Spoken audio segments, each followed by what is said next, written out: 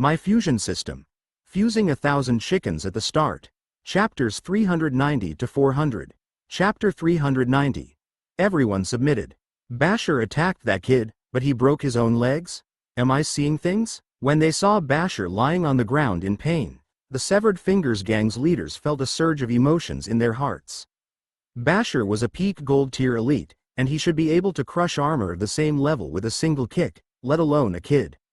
They knew Watson must be at least gold tier since he could use his head to withstand a kick from Basher. In other words, Watson had platinum tier strength. Now that Basher has failed, according to the agreement, he will become my subordinate. The rest of you, if you have the confidence, you can also bet against me. I will fulfill all of your requirements. Watson ignored Basher, who was lying on the ground and wailing in pain. Instead, he turned his head and looked at the group. Fulfill all of our demands?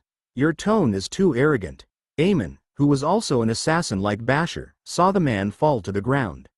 His eyes flickered. Instead of feeling fear, he pulled the dagger at his waist, stuck out his tongue, and licked the cold, curved blade. I have a request. I want to cut your neck. If you can withstand it, I will agree to become your subordinate. Can you agree to that condition? Of course. Watson looked relaxed. He deliberately tilted his neck and beckoned Eamon with his finger. Come on. Whoosh. Almost as soon as Watson's voice fell, Eamon appeared behind him. The dagger in his hand was covered with a layer of sharp wind elemental combat aura. However, the wind was scarlet. It looked like vaporized blood. There was a smell of blood. Before it landed on Watson's body, the ground beneath his feet was corroded by the scarlet wind, leaving a few holes. Boom. Watson did not dodge the attack. He allowed the blade to land on his neck. There was a muffled sound, but his neck was unharmed. On the contrary, a few holes appeared on the dagger in Amon's hand, and cracks spread on the surface, causing the blade to shatter, turning into fragments that fell to the ground. The shattered blade cut his hand, and Eamon quickly retreated. His face was filled with disbelief. He had not dared to confirm it when he saw Basher lying on the ground. After that, he was sure that Watson was a platinum tier elite. The younger man was almost his age, perhaps a few years younger, but he was already a platinum tier elite. How did he do it? Do you still want to continue? No need. I have no chance of beating a platinum tier elite. I choose to submit. Eamon replied straightforwardly. He shook his sore arm and looked at Basher lying on the ground with pity. He had not used his full strength in that move earlier. Even so, the rebounding force had shattered his gold tier dagger. From that, one could see how much strength Basher, who had used his full strength, had received. He was lucky that only his leg was broken. That kid is really platinum tier. Eamon is the strongest one among us here, and if Eamon said so, then there's no mistake. After confirming Watson's strength, the Severed Fingers gang higher-ups felt a little apprehensive. They had not expected the so-called Black Emperor to be a platinum tier elite. That had greatly exceeded their expectations. It was no wonder Marcus and the others had submitted to the Black Emperor. After all, there were only a few platinum tier elites in the entire kingdom, and there were none so young. Perhaps Marcus had valued that youth's talent. So he's a platinum tier elite. No wonder he has so much confidence in fighting with Basher. However, just his strength is not enough to convince us. If you want to be my boss, not only do you need to have strength, but you also have to be skilled. You have to be able to earn a lot of money. Can you do that? Veronica recovered from the shock of Watson defeating Basher. The corners of her mouth curled upward as she asked. She had a few 100 million gold coins in her hands. Even if she left the Severed Fingers gang, it would not be a problem for her to work alone. If Watson could not bring her enough benefits, she had no reason to stay. Making money is very easy for me. I wonder how much money you want, madam? I want 100 million gold coins. Can you do it? Veronica's lips curled upward, showing some contempt. Of course I can do it. To her surprise, Watson did not show any embarrassment. Instead, he took a gold coin from his waist, twisted the 10 rings that were shimmering with a faint luster, and snapped his fingers. I want to make a wish and get 100 million gold coins. Whoosh! The 10 rings lit up, one by one. The gold coins in Watson's hand turned from 1 to 2, then from 2 to 4. The process was very fast, and soon the gold coins filled the tavern. The gold coins poured like a waterfall in Veronica's direction. What's going on? Save me, quickly save me.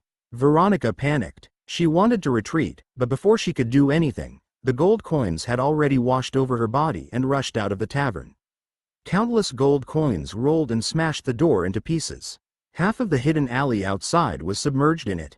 Many Severed Fingers gang members guarding the alley were dumbfounded when they saw the countless gold coins and Veronica, whose head was buried in the gold coins.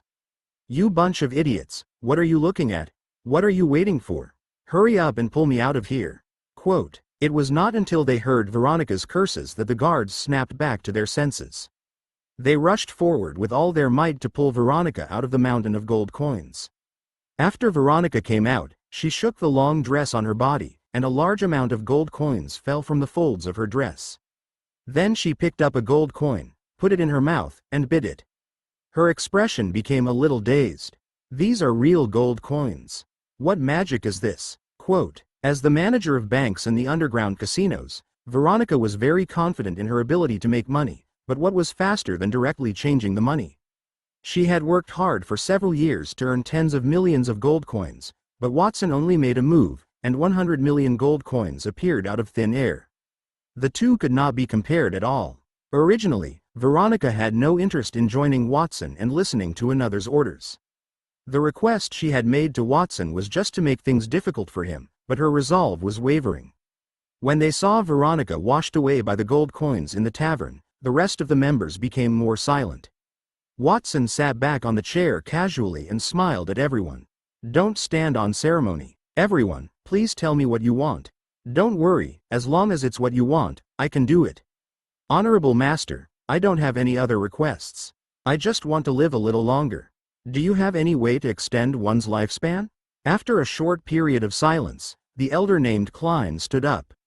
He was the left index finger, and like Veronica, he controlled several banks and underground casinos in the kingdom. He had a large fund, but there was one thing that he differed from Veronica: she was only in her 30s while he was nearing his 80s. He was about to reach the end of a human's lifespan. It was undoubtedly an excruciating thing to have countless assets but no time to spend them. Klein only had one wish, and that was to live a little longer. "Of course, I can do it. How long do you want to live? An eternal life? Eternal life?" Klein seemed frightened. It was a difficult request. His life was destined from the moment he was born. If there were no accidents, it could not be changed unless he consumed some heavenly and earthly treasures. As he held a large amount of wealth, Klein had bought quite a few similar herbs, but the effects of those herbs became weaker after he ate too many of them. As a platinum-tier elite, Watson's knowledge exceeded that of ordinary people. Perhaps he knew some heavenly and earthly treasures that escaped him. He thought that Watson could give him some herbs to extend his lifespan by a few years. Who would have thought that Watson would immediately offer him eternal life? Could it be done? It was rumored that the Elven Kingdom in the Forest of Eternity had the Spring of Life. Consuming the Spring of Life would grant one eternal life, but that was only a rumor. Klein did not know if it was true or not. "I said I could do it. Of course, I would not lie to you." Quote, Watson sat in his chair and twirled the ring on his finger. "I want to make a wish for a spring of life."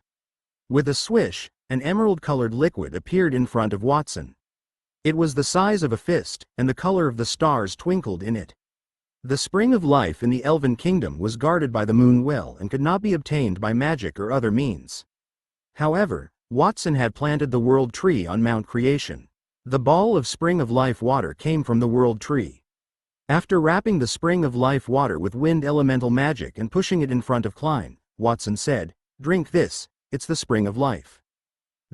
Klein was somewhat hesitant. He was unsure if the ball of liquid in front of him was poisonous or really the Spring of Life water. As though he had seen through his thoughts, Watson said, "Don't worry.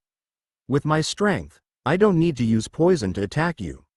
Furthermore, the Spring of Life will lose its effect after being exposed to the air for a period. If you don't use it now, you won't be able to use it later."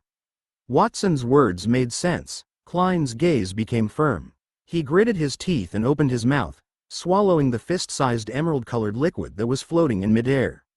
As the Spring of Life water entered his body, Klein's body immediately emitted a faint emerald-colored glow. The wrinkles on his aged face had decreased significantly, and even his pale hair had turned into another color. In just a few seconds, Klein looked more than 10 years younger. That thing is really effective. I can feel an endless stream of life force surging into my body. Klein stretched his hands outward as he muttered to himself in surprise. It looks like that liquid does indeed have the effect of making one young again. However, making one young and obtaining immortality are two different concepts. How do we verify if one can live forever? Seeing Klein's change in appearance, the remaining severed fingers gang leaders were first surprised. Then, someone raised a question. Watson had offered them immortality. He would be lying if the water did not give them eternal life. However, how would they verify that? They could not live with Klein to wait for his death, right? Since you want to see it, then I'll help you verify it. Watson raised a finger and gently pressed it down on Klein. Platinum tier fighting technique, light and darkness samsara. Along with the fighting technique, boundless extreme darkness and light appeared on both sides of Klein's body. With his body as the center, the darkness and light were clearly in conflict with each other, and in an instant, Klein's head was cut off. His head rolled to the ground, there was even residual joy on his face. Blood spurted from the broken neck. Following that, the corpse that had lost its head fell limply to the ground. That scene frightened everyone there. Honorable Master, what are you doing? I've asked you to verify, but I didn't ask you to kill anyone. Don't be anxious. You'll know if you continue watching. Watson waved his hand, and everyone could continue to watch. They saw Klein's headless corpse, which had fallen to the ground, suddenly moved. Then, he stood up, the flesh on his head squirmed as it shot up like a sprig of meat. It constantly weaved, and white bones could be vaguely seen inside. In a short period, Klein's head reappeared. It was no different from before, and no wounds could be seen. At the same time, his head, which had fallen to the ground, turned into a pool of blood that seeped into the ground. I didn't die despite having my neck cut off? I've obtained the power of immortality. This is the eternal life I seek. Klein stroked his neck, his expression grew excited. As he spoke, he turned around and walked toward Watson. He knelt on one knee and lowered his head. Honorable Master Black Emperor, no matter what others think, I will follow you until the end of time. As Klein's voice faded, the remaining severed fingers gang's leaders looked conflicted. Watson could bestow eternal life to others, and he was a platinum tier elite. Perhaps it was not a bad thing to follow him, and with Basher and Veronica as examples, they could obtain their wishes if they followed Watson. They could not see a flaw in that plan. The atmosphere in the room became silent because everyone was contemplating. Watson watched them as he tapped his fingers lightly on the table. Marcus, Count Gray, Snick, and Elvin had become his loyal subordinates. Of the remaining 6 leaders, he had defeated Basher.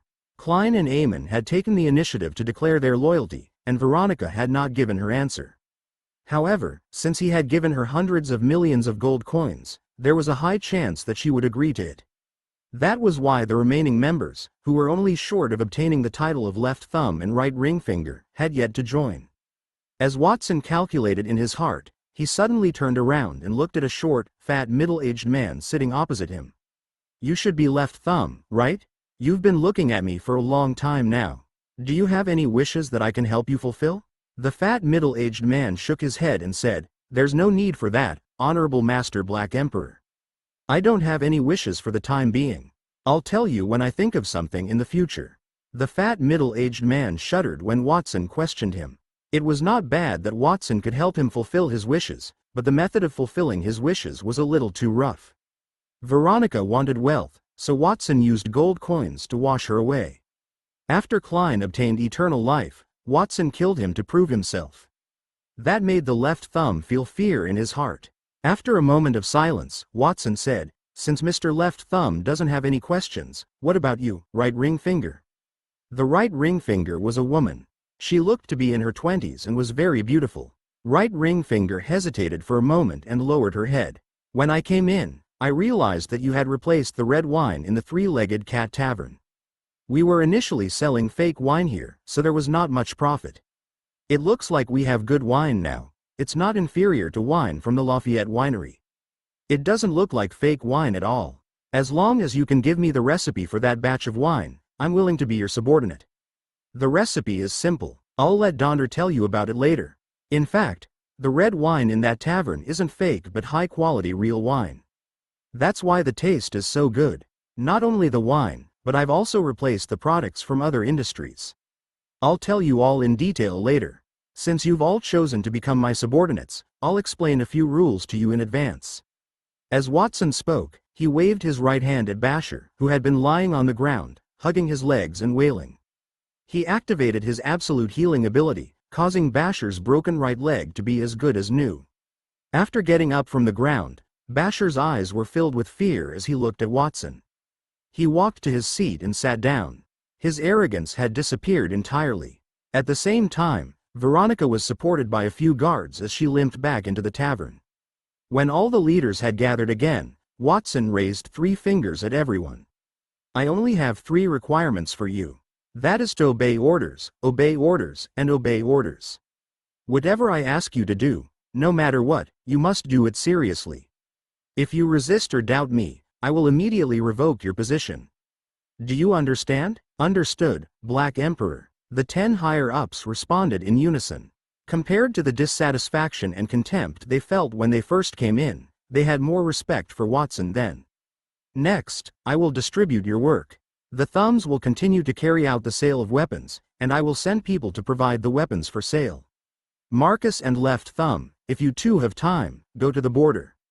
As for index fingers, you will still deal with banks and underground casinos. I will make adjustments according to the way you lend. You are not allowed to lend with excessive interest, and you are not allowed to forcibly destroy the borrower's family just because the other party can't pay back the money." "Yes, Black Emperor, we understand." Every time Watson mentioned a person, the corresponding severed fingers higher up would nod in agreement. On the surface, they were very respectful, but no one knew how they felt about Watson's orders. "As for the middle fingers, it's fine to maintain the business of killing people, but we only accept orders for the pursuit of the most vicious criminals and fugitives. All the other orders will be cancelled. The ring fingers will mainly sell alcohol. Just keep it as it is, and pinkies will do intelligence work as I've said before. I won't say much more." Watson looked at each of them seriously. "Last but not least, I hope that all of you will gather all our members in Count Grey's manor in half an hour. I know that you will not understand some of the orders I am issuing right now, and you do not need to understand them. You just need to do as I say because you will immediately know how much benefit my decisions will bring you." Chapter 391. Distribution of Resources. The meeting of the severed fingers higher-ups ended with Watson issuing his orders one by one. Soon, the 10 leaders left the 3-legged cat tavern and ordered their subordinates to meet at Count Grey's manor later. "Count Grey, do you know why the Black Emperor wants to meet us later? If you know, can you tell me?" Quote, Veronica walked behind Count Grey and stopped him before he left. "It's not something I can guess," Count Grey said with a reverent look on his face. Then he heard Veronica relentlessly ask, "I don't need you to guess, I just need you to tell me what you know." Count Grey cleared his throat. "Let me tell you what the Black Emperor did to us last time. The Black Emperor took us to the manor to heal our fingers. Some of those who were disabled also recovered, and Donder was one of them. In addition to helping us recover, the Black Emperor also gave Marcus and me a large amount of wine and weapons. You may not know that, but the Black Emperor has mastered a spell that can fuse things of inferior quality and turn them into higher quality items." "There's such a spell?" Veronica looked doubtful. However, she had asked Watson for 100 million gold coins, and he had also conjured it in an instant. The strange feeling in her heart weakened slightly and was replaced by an even more intense curiosity. That Black Emperor looks so young, but he has mastered so many magical spells. Who is he? Count Grey turned his head and looked around. When he found that there was no one around, he moved closer to Veronica's ear and said, "Don't tell anyone about this. The Black Emperor had forbidden us from divulging this matter, but you are one of the leaders. I think you have the right to know about this. Actually, the Black Emperor's real name is Watson. Now you should know who he is, right? Watson? Antonio's disciple from the border? And also the Sword Saint's disciple?" Veronica chewed on the name. She was shocked. Watson's name was famous in the capital. Even though she had just returned from outside, she had heard many people talking about that young man. He had become the disciple of 2 famous figures in the kingdom, and he had even made a name for himself in the Royal Academy's assessment. He had obtained a perfect score, one that they only see once every few decades. Then, the king had personally invited him to a banquet. That was a lot of achievements for a single person, and that demonstrated his power. However, that young man had another identity. He was the Severed Fingers gang's boss, and his nickname was the Black Emperor. Now you know why the Black Emperor is so powerful, right? With his identity, the Severed Fingers gang will be able to go legitimate. We won't have to hide and worry about anyone suppressing us. At the same time, the resources in his hands will allow us to earn more because, with the Black Emperor's participation, the Severed Fingers gang will enter a new era from now onward.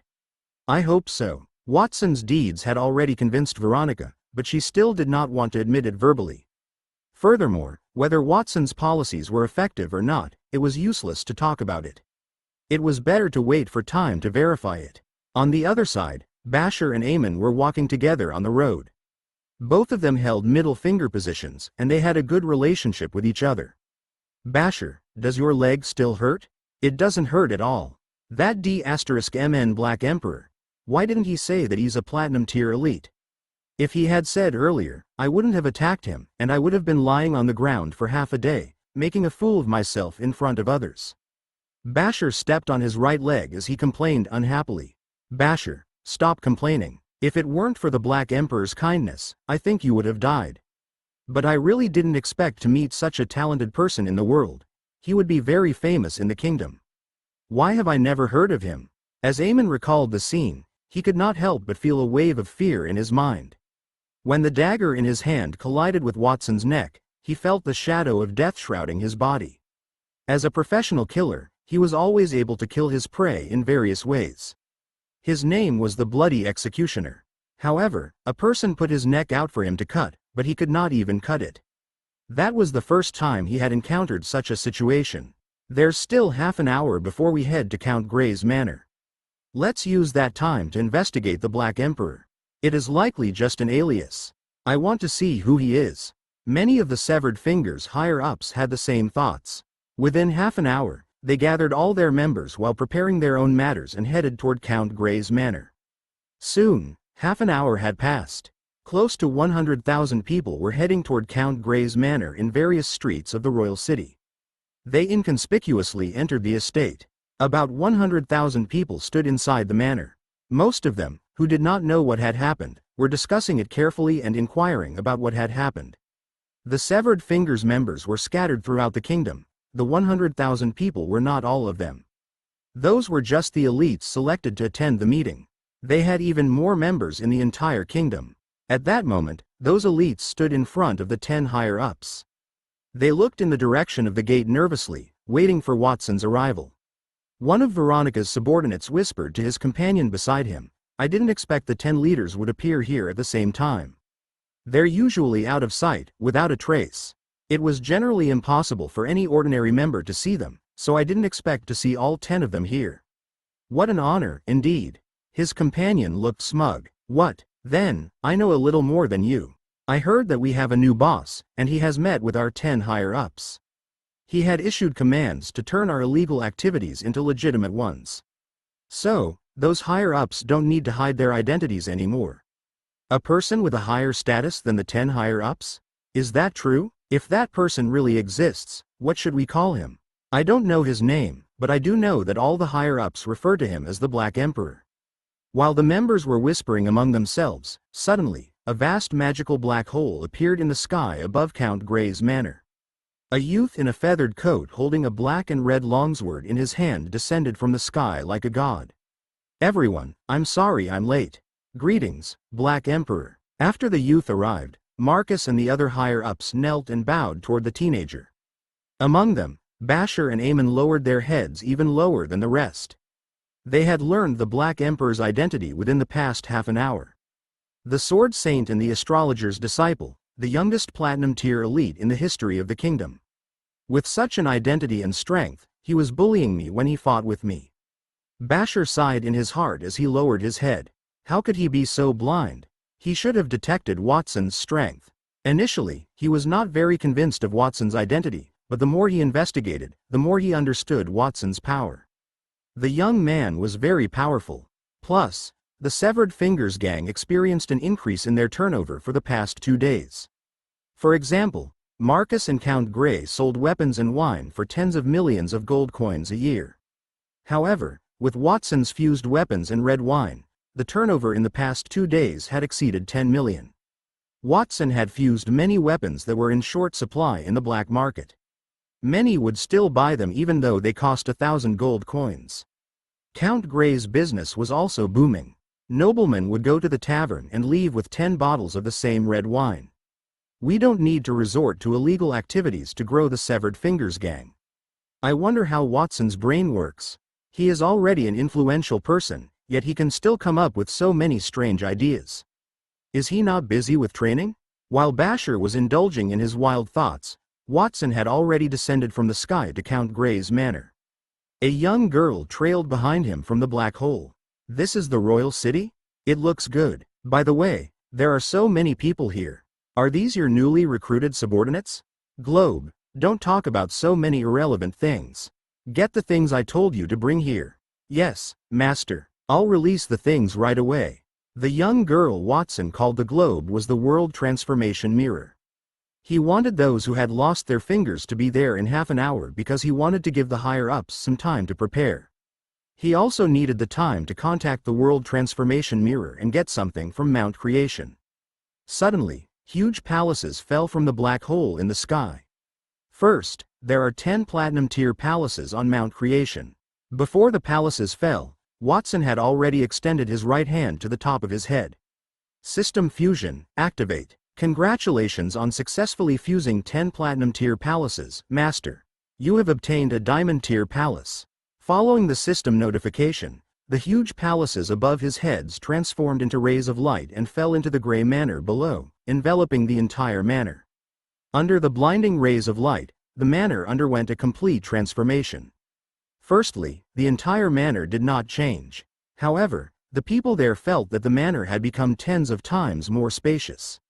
Numerous spires and towers were situated within the courtyard, and there was also a huge floating courtyard. The top of the courtyard was covered with densely packed trees. Fresh air filled the entire area. The floating courtyard was above that.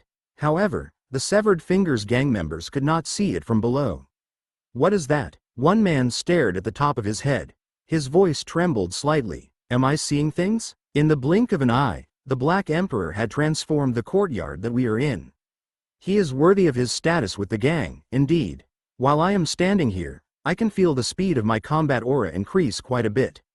If I can continue to train here, I might be able to turn from bronze to silver tier in a few years. Another person sighed. Diamond tier building. 8-story courtyard in the sky. The structure was composed of 8 courtyards with different levels. Each courtyard had a different environment. Abilities. Terrain change. The terrain and scenery of each courtyard can be changed according to the owner's wishes. Absolute invisibility. The 8-layered courtyard is located in another space and can't be seen from the outside. Cultivation enhancement. Cultivation speed increased by 100%. 8-layered aurora strike. The courtyard can absorb light elements and cast a large-scale light element spell on the ground, causing diamond tier damage. Additional abilities. Light enchantment. All items stored in the courtyard will be enchanted with light elements.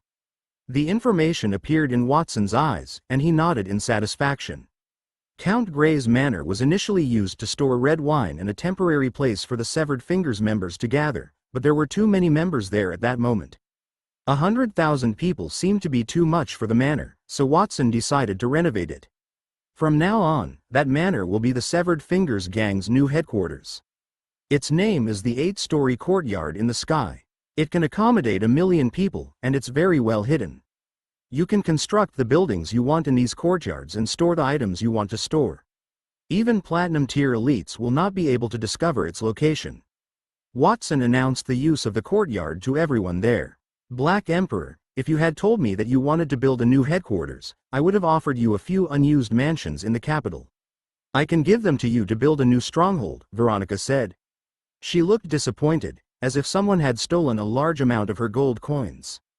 To Veronica, making money was not only her specialty but also her nature. If one did not make money, one would lose money. That was her life principle. At that moment, she learned that Count Grey's manor had been renovated into something more luxurious. There were also all kinds of strange effects. So, Veronica felt envious. She regretted that she had not asked Count Grey about it. They could not have built the same thing with 1,000,000 gold coins. She could have had the same thing. Black Emperor, don't listen to Veronica's nonsense. Her mansions in the royal city belong to those who couldn't pay their debts. They don't belong to her at all. I do have a few houses in the royal city that belong to me. Why don't you use my house, Black Emperor? Klein asked. My place is in the royal city, so it's more appropriate for Lord Black Emperor to use my house.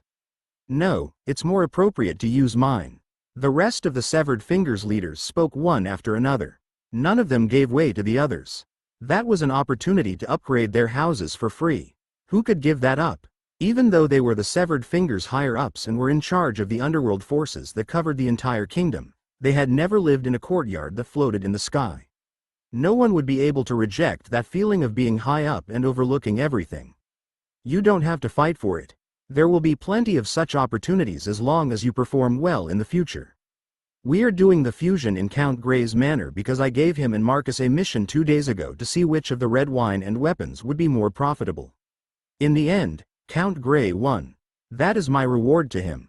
Quote, Watson waved his hand to stop the quarrel among the Severed Fingers higher-ups. Next is my gift to you. Absolute healing. A thick layer of green light emerged from his body and washed over all the Severed Fingers members. Those covered by the green light instantly recovered their severed fingers. Some who were disabled were also healed. Many of them were shocked. They exclaimed, "My finger is healed." Then, they knelt toward Watson. If Watson's diamond tier courtyard had shocked them, then his following action had stunned them and left them grateful. Then, the third thing. Globe, take those things out. Watson gave another order, and Globe immediately took action. She tore the black hole above her head a little bigger, and fruits that emitted light and fragrance fell from the sky. They floated in the air like dancing flames. The fruits were silver and golden red. They were the moon and sun gems that grew on Mount Creation. They had an oversupply of the fruits on the mountain, and they were taken as ordinary wild fruits. However, to the Severed Fingers gang members, who mainly were bronze and silver tier elites, those were supreme treasures. These two kinds of fruits are called the moon and sun gems. Their purpose is to allow the user to obtain the strength of gold tier and awaken the cultivation talent of light and dark elements. Currently, I've brought more than 1,000,000 of these fruits from Mount Creation. Apart from the ones for each of you, the rest can be used to brew wine. The wine cultivated from these fruits will have some effects that can help people increase their strength. I've named them Sun Wine and Moon Wine. Each bottle is priced at 1,000 gold coins. Count Grey, I'll leave this matter to you. Count Grey had successfully stimulated the market with the fusion wine in the past 2 days. He had won the hearts of the people in the capital. Watson felt that it was time to launch a more impactful product and make a fortune. Yes, Black Emperor. Count Grey's eyes were filled with excitement at Watson's order. He put his head on the ground devoutly. He swore that he would complete the task Watson had given him perfectly. The wine was named after the moon and the sun gems. It was well suited to its magical effects. If that wine appeared on the market, it would definitely sell well. Right Ring was also excited. She had asked Watson for the formula to fuse the wine, so she did not expect Watson to give her something better. Next is for the two thumbs who are in charge of selling weapons. I want you to sell platinum tier weapons. There are currently 10,000 sets of platinum weapons and armor here. I will put the sun and moon gems on the first floor, and I want to put those weapons on the second floor of the courtyard. Watson waved his hand, and a strong wind blew, splitting the sun and moon gems into 2 parts. One part was blown into the hands of the 100,000 members with broken fingers, and the other part was blown into the lush courtyard in the sky. Some of the members quickly bit into the fruits when they got their hands on one. There was a buzz. The member who had consumed the sun gem immediately burst with a gold tier aura. 2 incandescent light elemental combat aura wings appeared behind his back, causing him to shout out in pleasant surprise. It's true. The Black Emperor has told the truth. I've advanced to gold tier. Wow, it's true. I'll give it a try too. With someone taking the lead, everyone stuffed the fruit into their mouths and successfully advanced to gold tier. The aura of the 100,000 gold tier warriors combined into one, causing the earth to tremble. At the same time, swords and armor flickered with platinum colors fell from the black hole, landing in the second-floor courtyard made of metal and rocks. Each of those weapons costs 10,000 gold coins. I want you to sell them slowly to avoid selling too many at once and causing the price to depreciate. Please rest assured, Black Emperor. We will not disappoint you. Marcus and the other thumbs stuffed the sun fruit into their mouths as they lowered their heads excitedly. If they were already excited when Watson brought fruits that could allow people to advance to gold tier, their mood did not worsen when they saw the platinum tier weapons. The kingdom only had no more than 10 platinum tier weapons. However, there were 100,000 of them in front of them.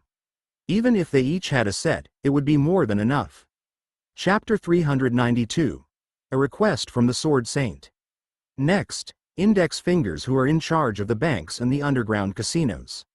After Watson finished dealing with the weapons and armor, he continued waving at Globe, who was in charge of maintaining the black hole in the sky. Veronica and Klein breathed heavily as anticipation appeared on their faces.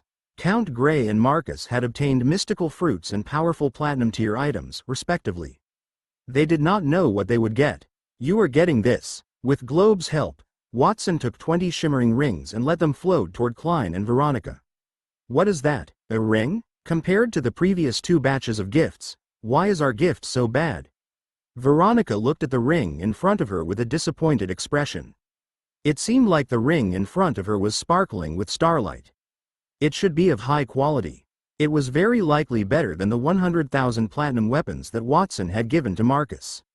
However, there were only 20 rings. What could they do with those? Just as she was thinking about that, Watson stretched his right hand outward and showed the ring on his hand. These rings are known as Wish for the World rings. As the name implies, you can make a wish when you wear the ring. Each ring can make 3 wishes per day, and the items you receive will be twice the amount of what you wish for. I could get 100 million gold coins because I used those rings to multiply 1 gold coin countless times. Black Emperor, thank you. Your gift to us is simply too good. Veronica, who had complained about the gift, quickly put half of the 20 rings on all of her fingers. If Klein had not been quick enough to take the remaining rings, perhaps Veronica would have worn the remaining 10 rings on her hand as well. There was no need to sell magical fruits and weapons. As long as she had those rings, Veronica could obtain a large amount of gold coins by making a wish every day and live a life of counting money while lying in a pile of gold coins. Compared to the first 2, the ring was clearly stronger. The gang's thumbs and ring fingers, who had just received their supplies, cast envious gazes at Veronica and Klein. Who's next? After Watson's voice sounded, the remaining middle fingers and pinkies immediately began quarreling. It's Elvin and Snick's turn. Let them go first. As for middle fingers, we are more modest and aren't willing to compete with them, Basher said, his eyes twinkling. Yes, we are very modest. Eamon nodded immediately. Their words made Elvin look disdainful. Aren't you two ashamed to say that? You were always the first to go up for any benefits, so why are you modest this time? We are pinkies, and we always come last in the Severed Fingers gang. It's only right for us to receive the rewards now. They realized Watson's reward got better each time. The later rewards would be better, so they wanted to wait for that. Elvin, don't slander me. When have I ever snatched the benefits? Well, I want to let you go first this time. Don't you want it? I don't want it. Elvin, don't do this the hard way. When I get angry, it'll be very scary. Really? Then I'll have to take a good look. I hope your leg will be hard enough after it heals. Don't let it get broken again. Watson smiled when he saw Elvin and Basher arguing. He did not stop them. That was what he wanted to see. Therefore, he needed someone to stir the others' competitive spirit. For example, when someone saw the things given to others were better than theirs, it was inevitable that they would feel unbalanced. As long as he balanced the things given to different higher-ups and let them compare the items themselves, they would compete for better things. The last 2 rewards, I'll give them to you at the same time. Watson nodded at Globe. Soon, 3 black and white beads floated from the black hole in the sky and unicorns with a single horn and shining fur. I remember that this magical beast was put here by the Black Emperor 2 days ago. How did it become like that? Some of the Severed Fingers members recognized the unicorn as they cried out in surprise. The unicorn had 3 pairs of pure white wings on its back. At the same time, a layer of light engraved with mysterious runes appeared on the unicorn's horn on top of its head. It rotated slowly and gave off intense pressure. Faint golden feather phantoms appeared on both sides of the unicorn's body, accompanied by the whispers of the gods. Platinum tier magical beast. The angelic unicorn. A unicorn that was fused with the bloodline of an angel and is much more powerful than a traditional unicorn. Attributes. Light. Abilities. Holy strike, holy judgment, rapid self-healing, holy enchantment, archangel's sword, summons the angel's sword, causing platinum tier light magic damage. Holy shield, resists attacks up to platinum tier. Additional abilities. Absolute reflection, body fusion, temporarily fusing with the host's body, lending its own strength to the host. That unicorn was hunted initially for its horn from the Forest of Eternity for King Landhar III, who had secretly attached the soul of a god to it, causing the unicorn to be corrupted. Watson had asked Globe to find some powerful magical beasts on Mount Creation to fuse them with the unicorn. That completed the beast's evolution to become a platinum tier magical beast. As for the 3 black and white pearls, they were the blessings of the gods and demons that Watson had researched on Mount Creation. If one consumed them, they could transform into an angel or demon race, obtaining strength that was not inferior to a platinum tier elite. That unicorn is a platinum tier magical beast, a gift to Elvin. As for the remaining 3 pearls, they are called the blessings of the gods and demons. They are the more powerful sun and moon fruits. Watson distributed the gifts separately. Elvin looked at the unicorn that had spread its wings and flew in front of her. She extended her hand and gently stroked the smooth, silky fur on its body. The remaining 3 people received the 3 beads. When they heard Watson say that the effects of the beads were even more powerful than the sun fruit, they could no longer resist swallowing them immediately. Boom! With a muffled sound, the ground beneath Basher's feet was shattered by a powerful force. 2 demon wings spread from his back, black flames burned on them. 2 long horns grew on his forehead. There was a ball of flame in the shape of a sharp sword in the center, and his eyes had turned to red color. I've become a platinum tier elite. Basher clenched his fists. His fingernails had become very long, and with a casual wave of his hand, there was a muffled explosion in the air, and a giant pit was created in the ground. My race has changed too. My current appearance is very similar to that of the legendary demon race.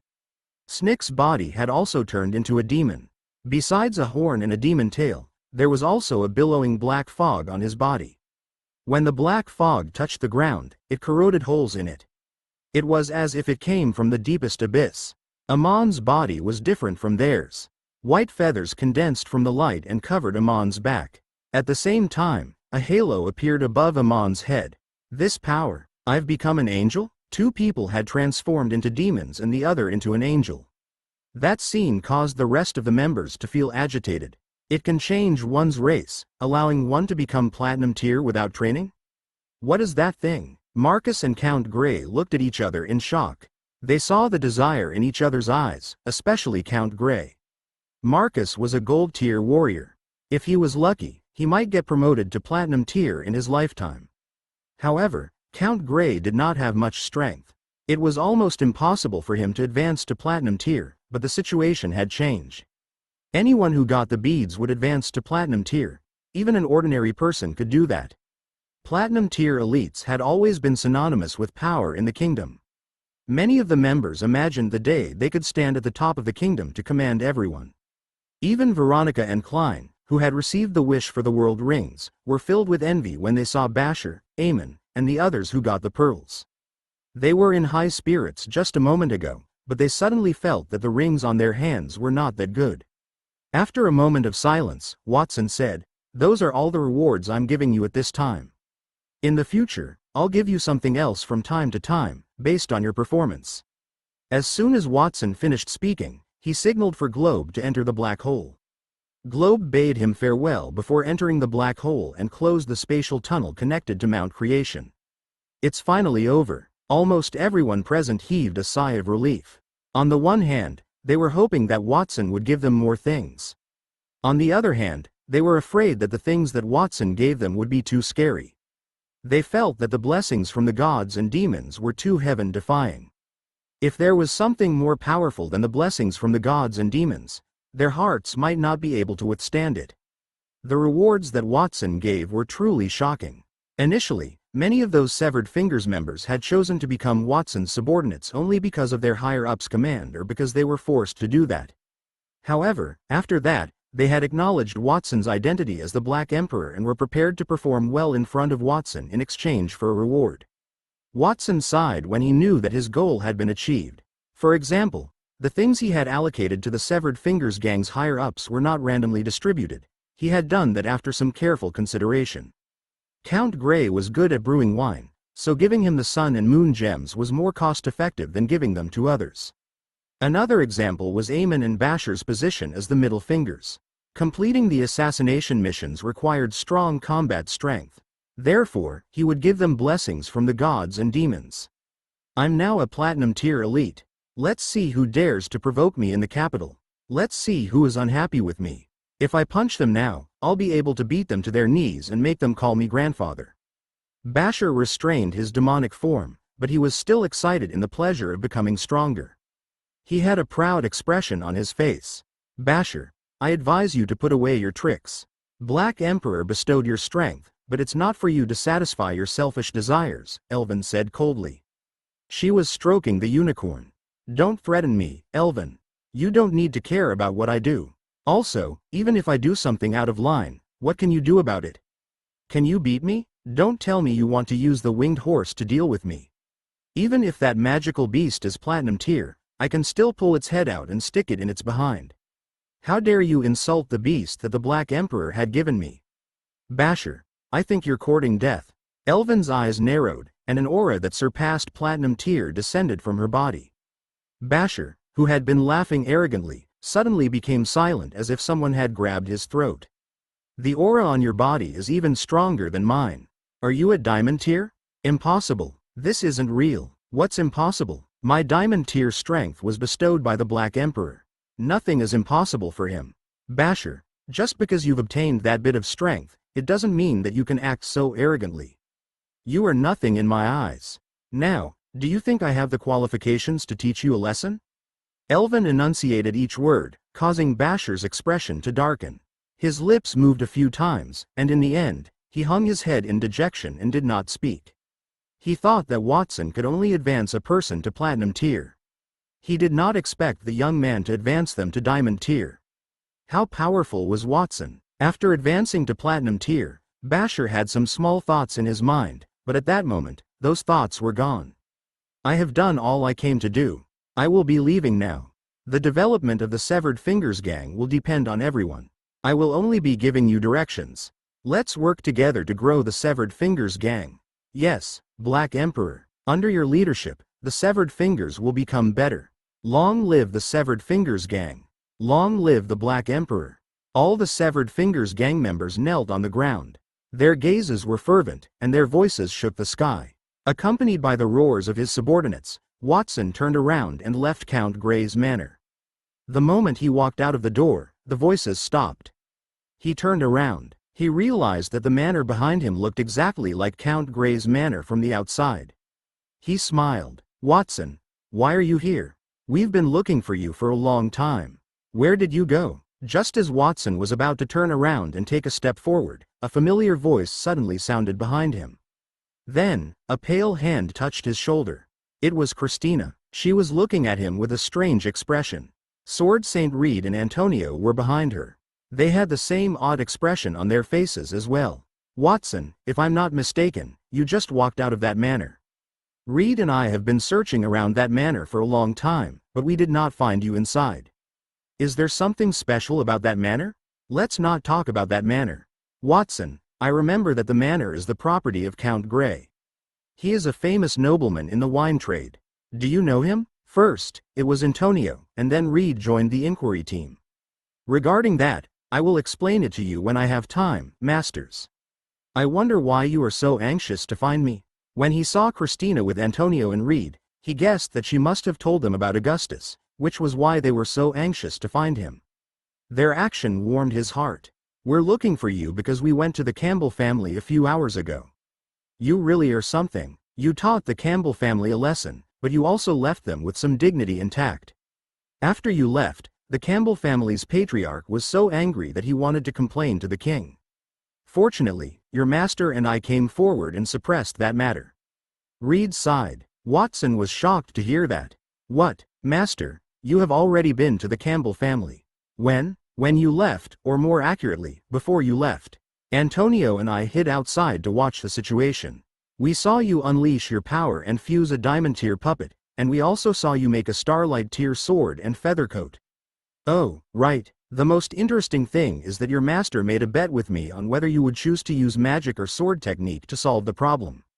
For that, we bet 20 years of red wine, and Antonio lost 3 bottles to me in a row." "Reed, don't talk nonsense here. If Watson were not afraid to destroy the Campbell family with magic, he would have used magic instead of sword technique." "Really? Antonio, I think you should stop deceiving yourself. Watson's sword attack destroyed most of the Campbell manor. If he did not want to destroy them, he wouldn't have used that sword technique." "Reed, are you done? If he were not worried about destroying the entire Campbell family, then it must have been because he had fused a longsword, so he decided to use it for his attack. It was not because the spells I taught him were inferior to your sword technique." Watson smiled wryly, his head hurt. He did not think that while he was surrounded by thousands of guards in the Campbell family and attacked with holy relics, his 2 masters were hiding nearby and discussing his next moves. They were too childish, and they were too assured of him. "Since you saw me leaving the Campbell family, then you wouldn't be looking for me because of that." "What was the reason?" Watson decided to interrupt their argument. "Watson, you're really smart. We can't say that it's related to the Campbell family or that it has nothing to do with that. Did you sign a contract with the Campbell family before you left, asking for their holy relics? Since you weren't in a hurry to take those holy relics when you left, Antonio and I took the initiative to help you retrieve them. Why don't you research and help create a weapon for me? I don't have many requirements. As long as that weapon can defy the gods and heave, it will be fine." Reed rubbed his hands. He no longer paid attention to Antonio. Instead, he gave Watson a flattering smile. Chapter 393. Fusing the Thread of Destiny. DMNU. Reed, you're too cunning. Didn't we agree to get those holy relics and let Watson make a starlight tier weapon for each of us? Why did you tell him to make only one for you? Before Watson could respond, Antonio had already started to complain.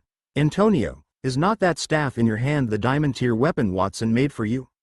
You already have a diamond tier weapon, so don't overthink it. Watson has never made a weapon for me, so he should make one for me first." Reed's righteous retort stunned Antonio, and then his expression darkened. "I don't care. Either he makes one for the both of us, or doesn't make one at all. Even if it were a stone, a starlight tier item would be more precious than a diamond tier item. A diamond tier item would be trash." A few months ago, Antonio still treated his staff as something precious. He would never say that a diamond tier item was trash. However, in front of the starlight tier temptation, a diamond tier thing was nothing to him.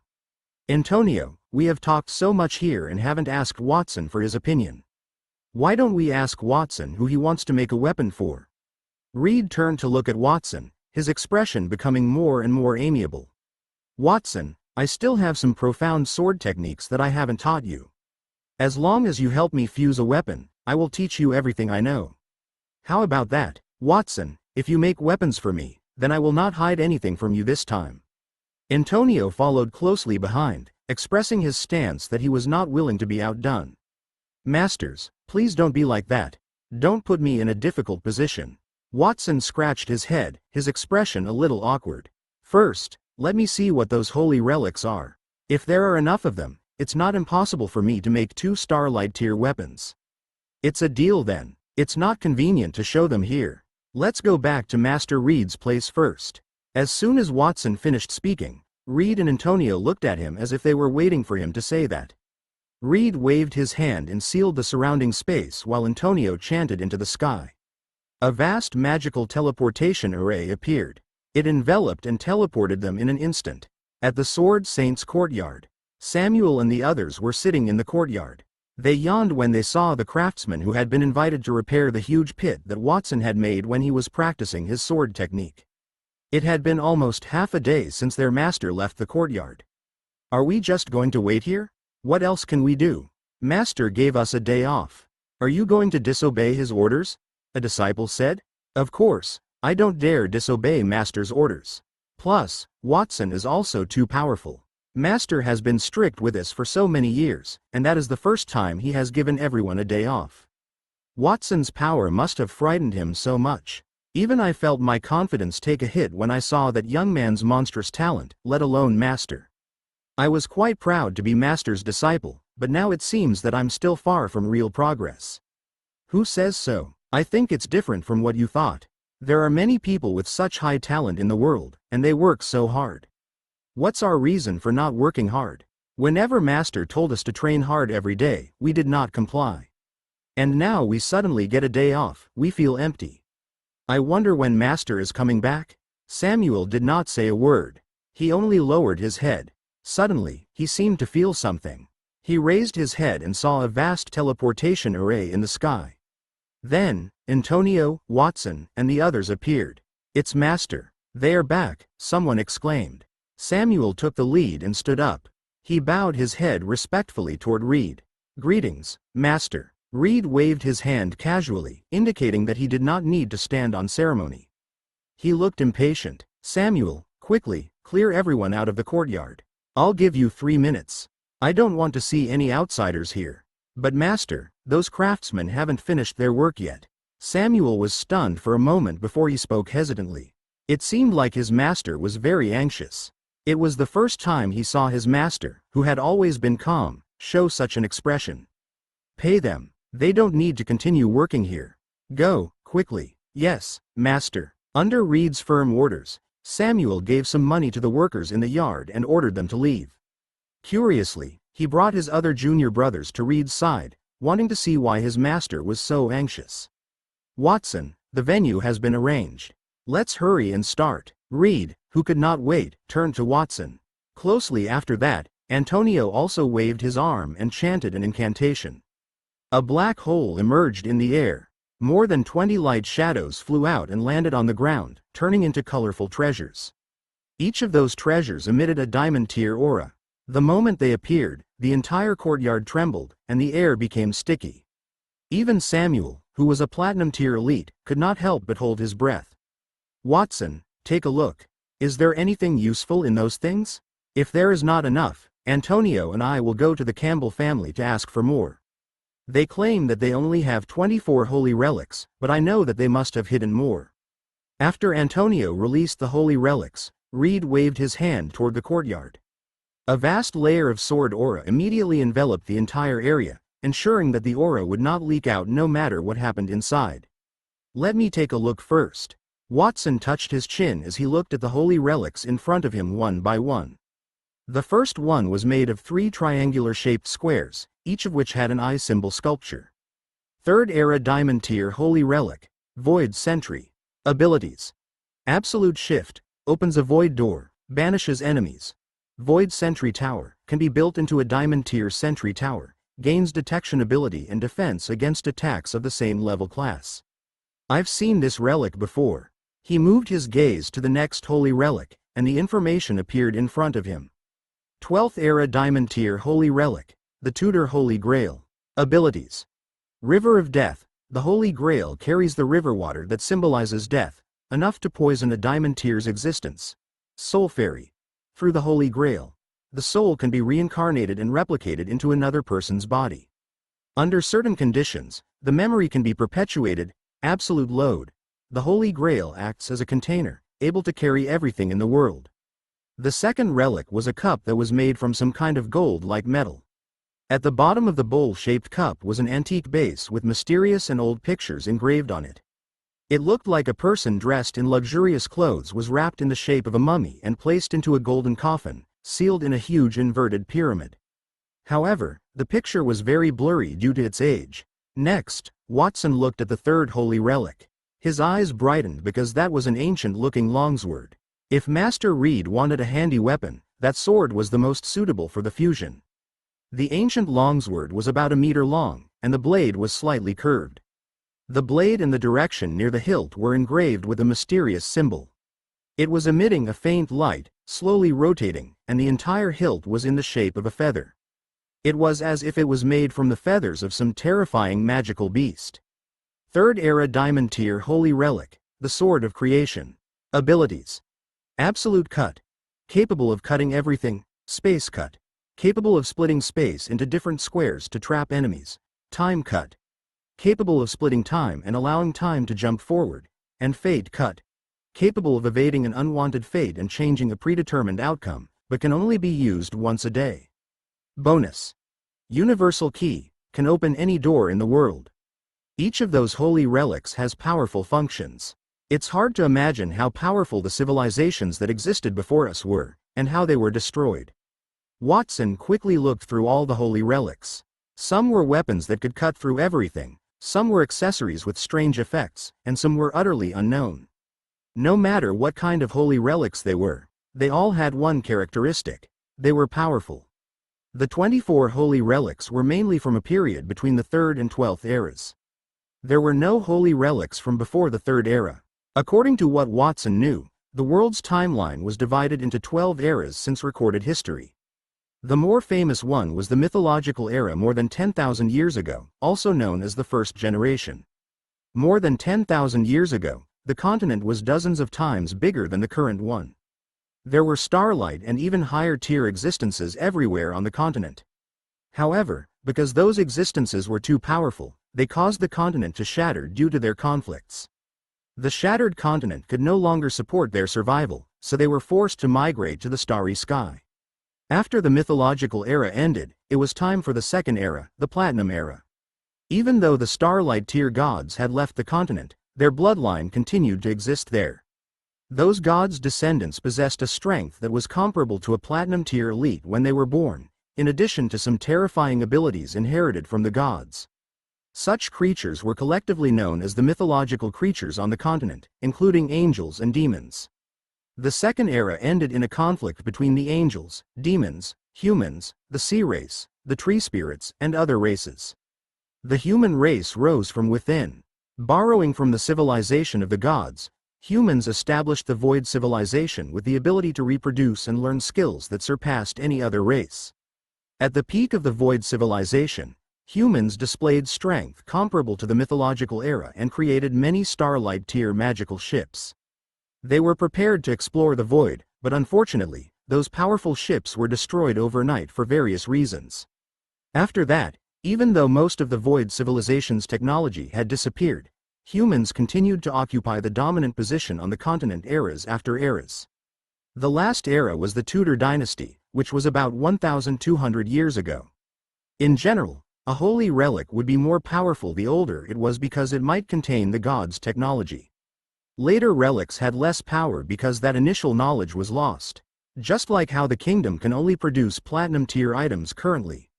Watson sighed in his heart. As he sensed his two masters' fervent gazes, he collected his thoughts and began to extend his right hand toward the holy relics in front of him, activating the system.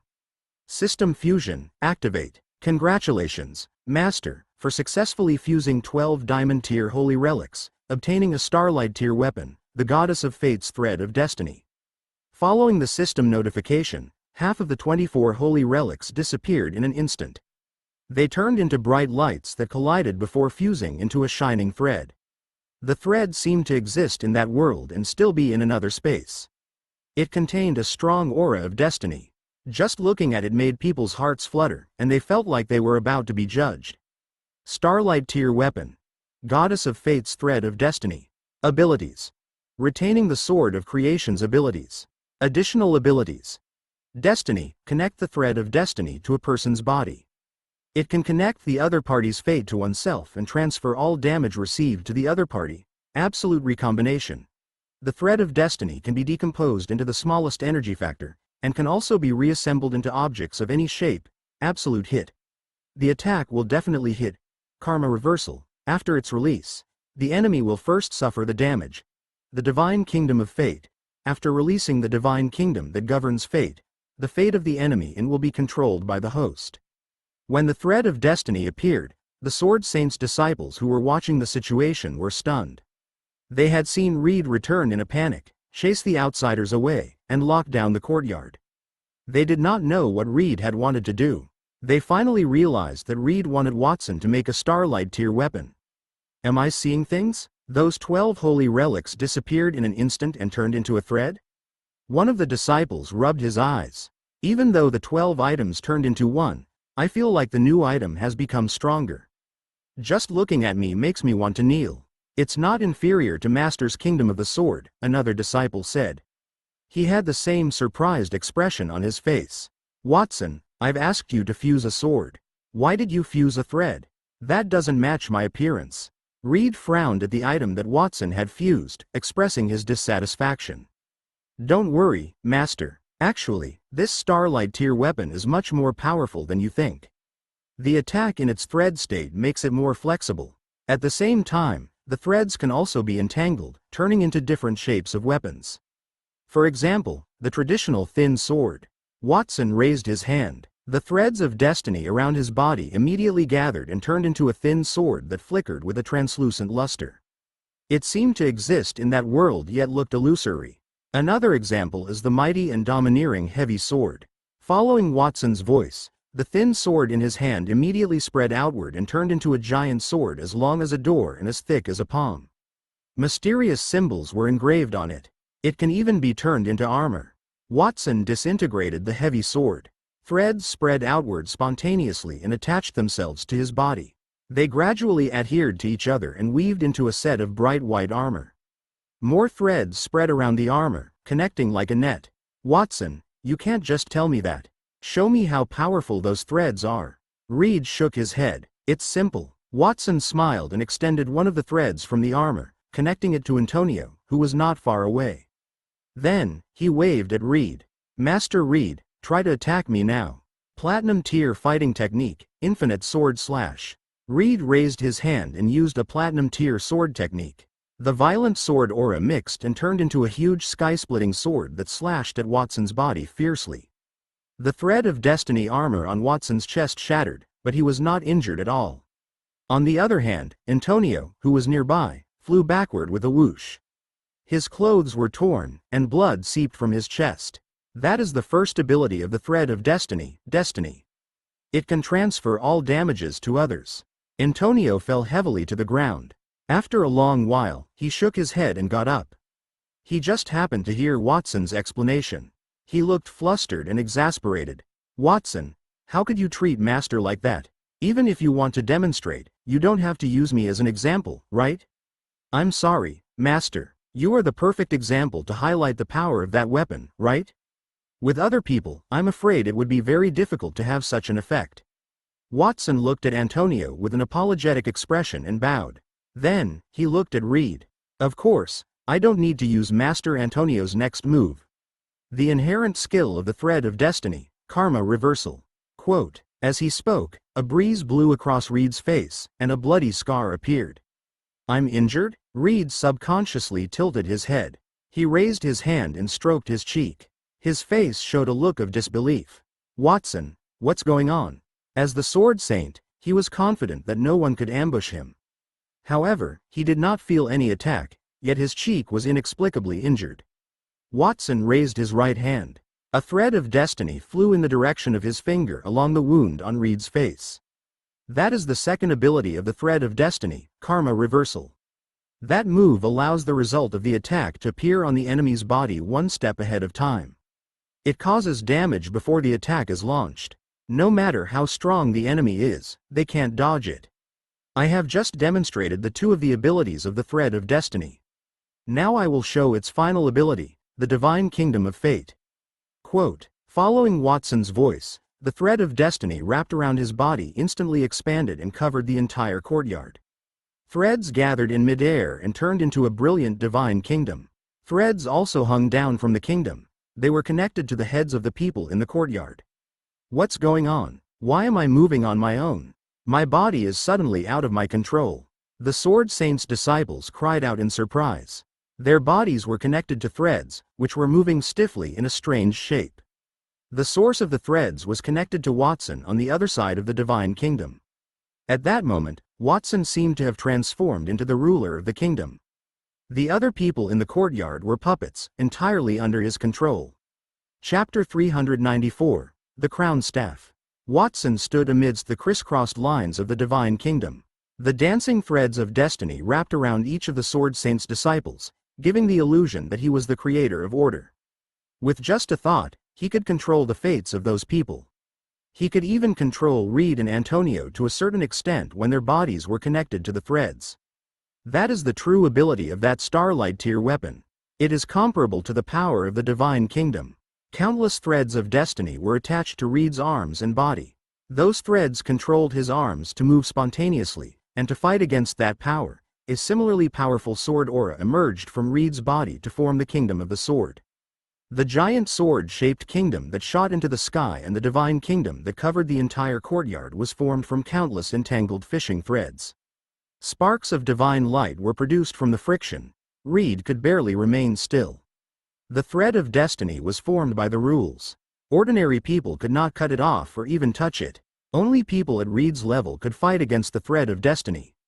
However, Reed could only cut off the thread, but he could not stop its rapid regeneration. Antonio, who was next to Reed, was not so lucky. He could not control the diamond-tier divine kingdom. His posture was comical as he danced like a monkey.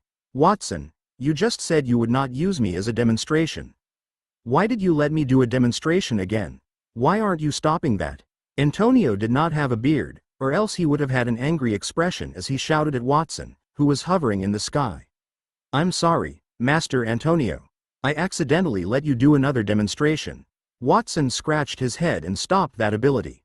The lines that filled the sky disappeared, and everyone returned to their original state. The feeling of being controlled disappeared, but they still had lingering fear on their faces. They subconsciously distanced themselves from Watson. They never expected Watson would be able to control their bodies even though he had fused a Starlight tier weapon. That was too terrifying. Did that mean that they could even kill each other if Watson wanted them to do that? They would rather be killed in battle because of their inferior skills than die at the hands of their companions. "Watson, is that the weapon's full abilities?" Reed patted his body and looked at Watson with interest after realizing that the thread of destiny had completely disappeared. There were not many things in that world that could interest him. Even though the thread of destiny that Watson had fused was somewhat different from what he had imagined, he was still very satisfied with its powerful effect. After all, that thread of destiny could fight against the kingdom of the swords by itself. Once he mastered the other combination of abilities, it would increase his strength by several times fold. "Reed, is not the power displayed by Watson satisfying you? Don't talk nonsense here. If you don't want that Starlight tier weapon, then give it to that old man." Antonio panicked when he realized that Reed wanted to urge Watson to display the weapon's other abilities. Watson might use him as a demonstration again. In addition, he was very envious of that weapon. He immediately rejected Reed's request. "Antonio, Watson fused that weapon for me. What does it have to do with you? Go away, go away.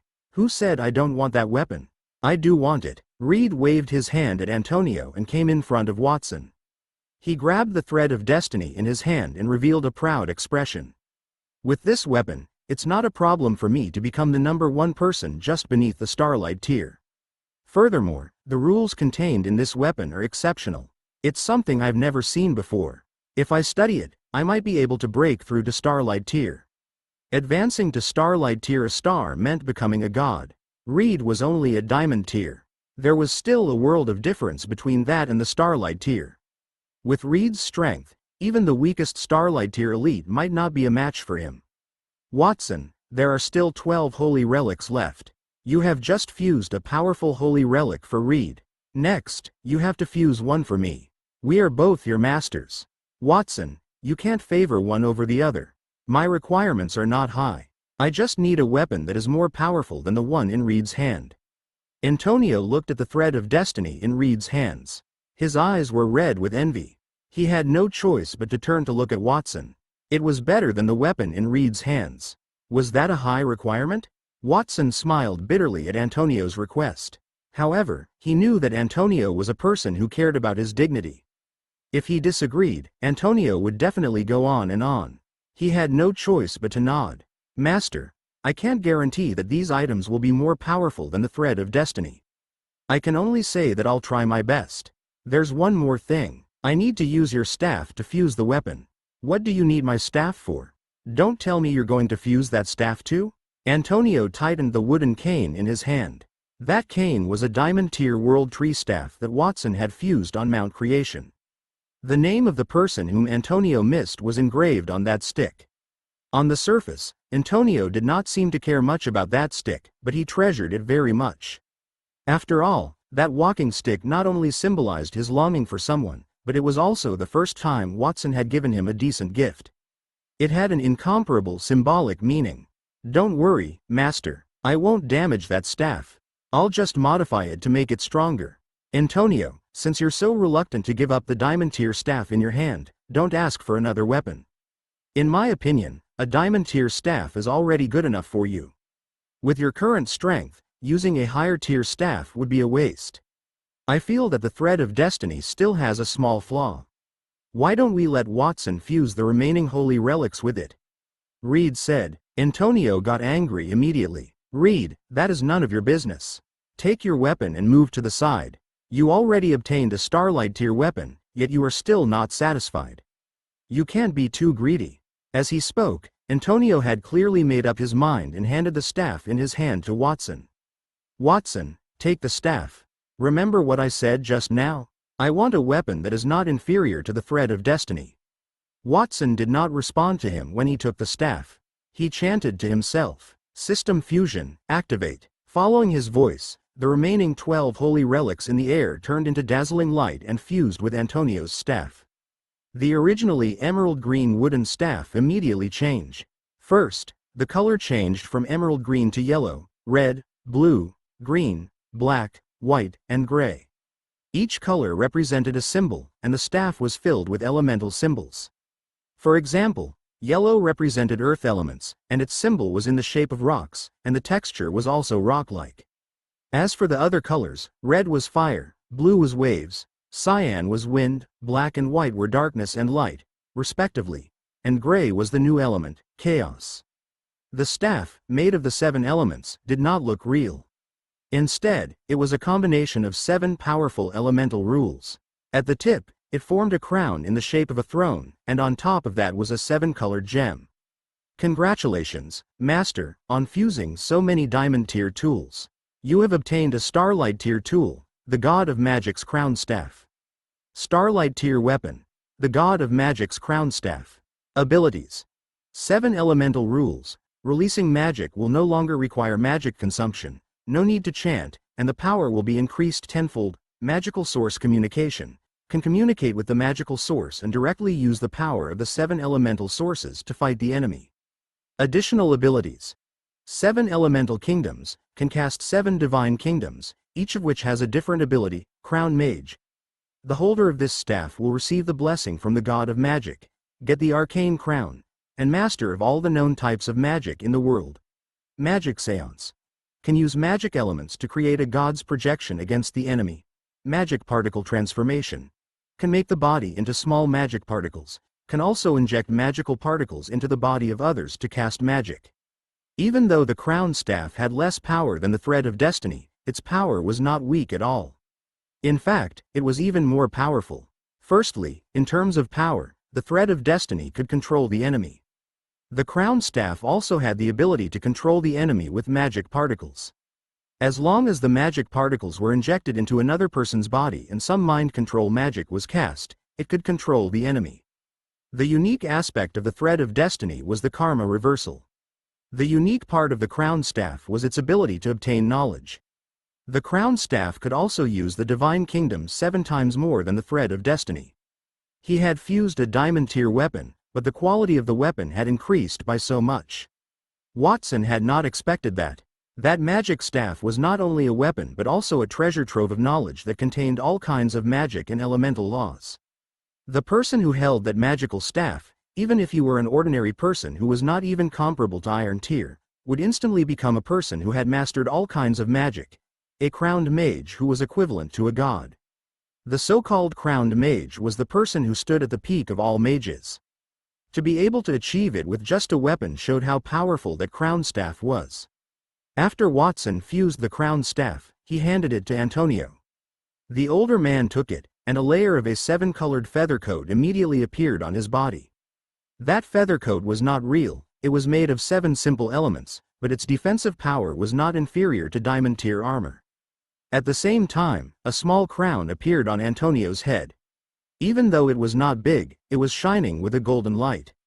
That was the epitome of the arcane crown, which was similar to the angel's halo. That arcane crown was made of countless amounts of magical knowledge. The most significant change was Antonio's eyes. The moment the feather coat and crown appeared, his eyes became intense. Countless knowledge flashed through them, making his eyes seem to contain the flow of the starry sky and the destruction of heaven and earth. Watson, you did not disappoint me. I feel as if a lot of knowledge about magic has appeared in my mind. It's not only that, but I also sense the 7 sources of magic in this world.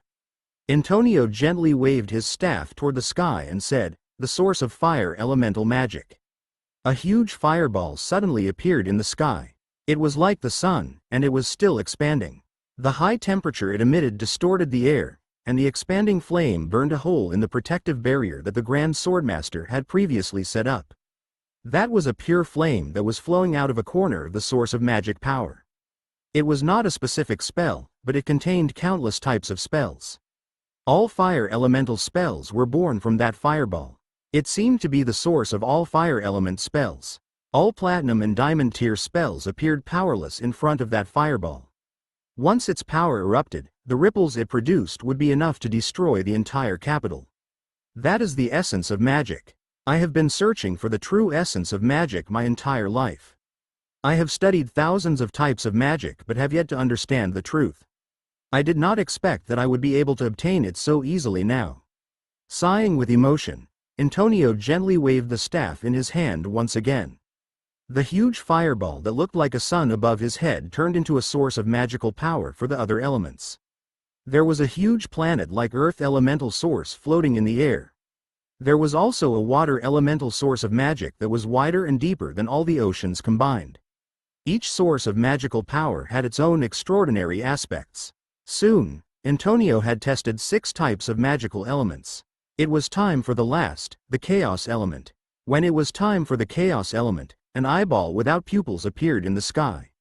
The eyeball was filled with green-gray fog. Even though the strength of the fog was far stronger than the other elements, the power contained in the eyeball was much weaker. It seemed to be not as enormous as the other elements. Why is the source of the chaos elements so weak? It can't be compared to the source of the other elements. Perhaps it's new, so it hasn't grown yet? Antonio looked at Watson. He knew that Watson was the one who created the chaos element. Sensing Antonio's gaze, Watson rubbed the space between his eyebrows. Antonio was right. The source of the chaos element was weak because it was a new element, and the source of magical power had fused with his body. If he used too much, it would make him feel weak. When Antonio was using the staff, Watson felt the source of chaos elemental magic activated in his body. He subconsciously stopped Antonio from showing the complete projection. Otherwise, Antonio's attack would have drained more than half of the source of chaos elemental magic in his body. Forget it, even if I don't use the chaos elemental magic, the other sources will be enough for me. After experimenting with all the abilities of the magic staff, Antonio was satisfied and allowed the strange phenomenon in the sky to dissipate. He was satisfied he could communicate with the source of magic. He did not need any other abilities. In the future, he did not need to cast any spells. He only needed to pour the power from the source of magic, which was endless and rarely exhausted. No matter how strong the opponent was, they would not be able to withstand such an attack, right? Watson knew that his mission was completed when he saw Antonio touching the magic staff fondly with childish excitement. Just as he felt relieved, he suddenly heard Reed's voice. "DMN it, Antonio. I asked Watson to fuse a weapon for me, but he only fused some threads. Why did you get a magic staff, Antonio, and such a cool magic staff too?" Reed stared at the staff in Antonio's hand, looking as if he wanted to snatch it away. If Antonio did not have a staff but a sword of the same design, that would have been the best. Reed was quite satisfied with the thread of destiny, but when he saw Antonio gain so much, it was his turn to feel unsatisfied. He could feel the obvious threat from the elemental laws that Antonio had released. Initially, he was invincible in Diamond Tier, and he could at least be on par with Antonio, if not surpass him. He could not help but feel competitive. Reed, Watson and I are master and disciple? I have been Watson's teacher for 2 years. You, a latecomer, want to compete with me? Seeing Reed's sour tone, Antonio, who was already excited, became even more proud. Antonio, don't give me that. You only taught Watson what you could teach, and you didn't even teach him seriously. Unlike me, if I want to be serious, Watson can learn my skills in a day.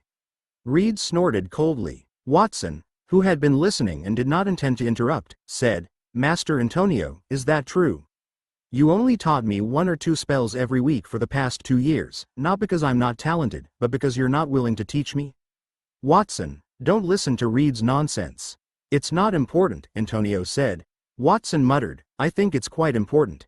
He had always thought that his slow learning speed was because he was not talented enough. It seemed that was not the case. Since his master did not continue to respond to his thoughts, he could only shut his mouth.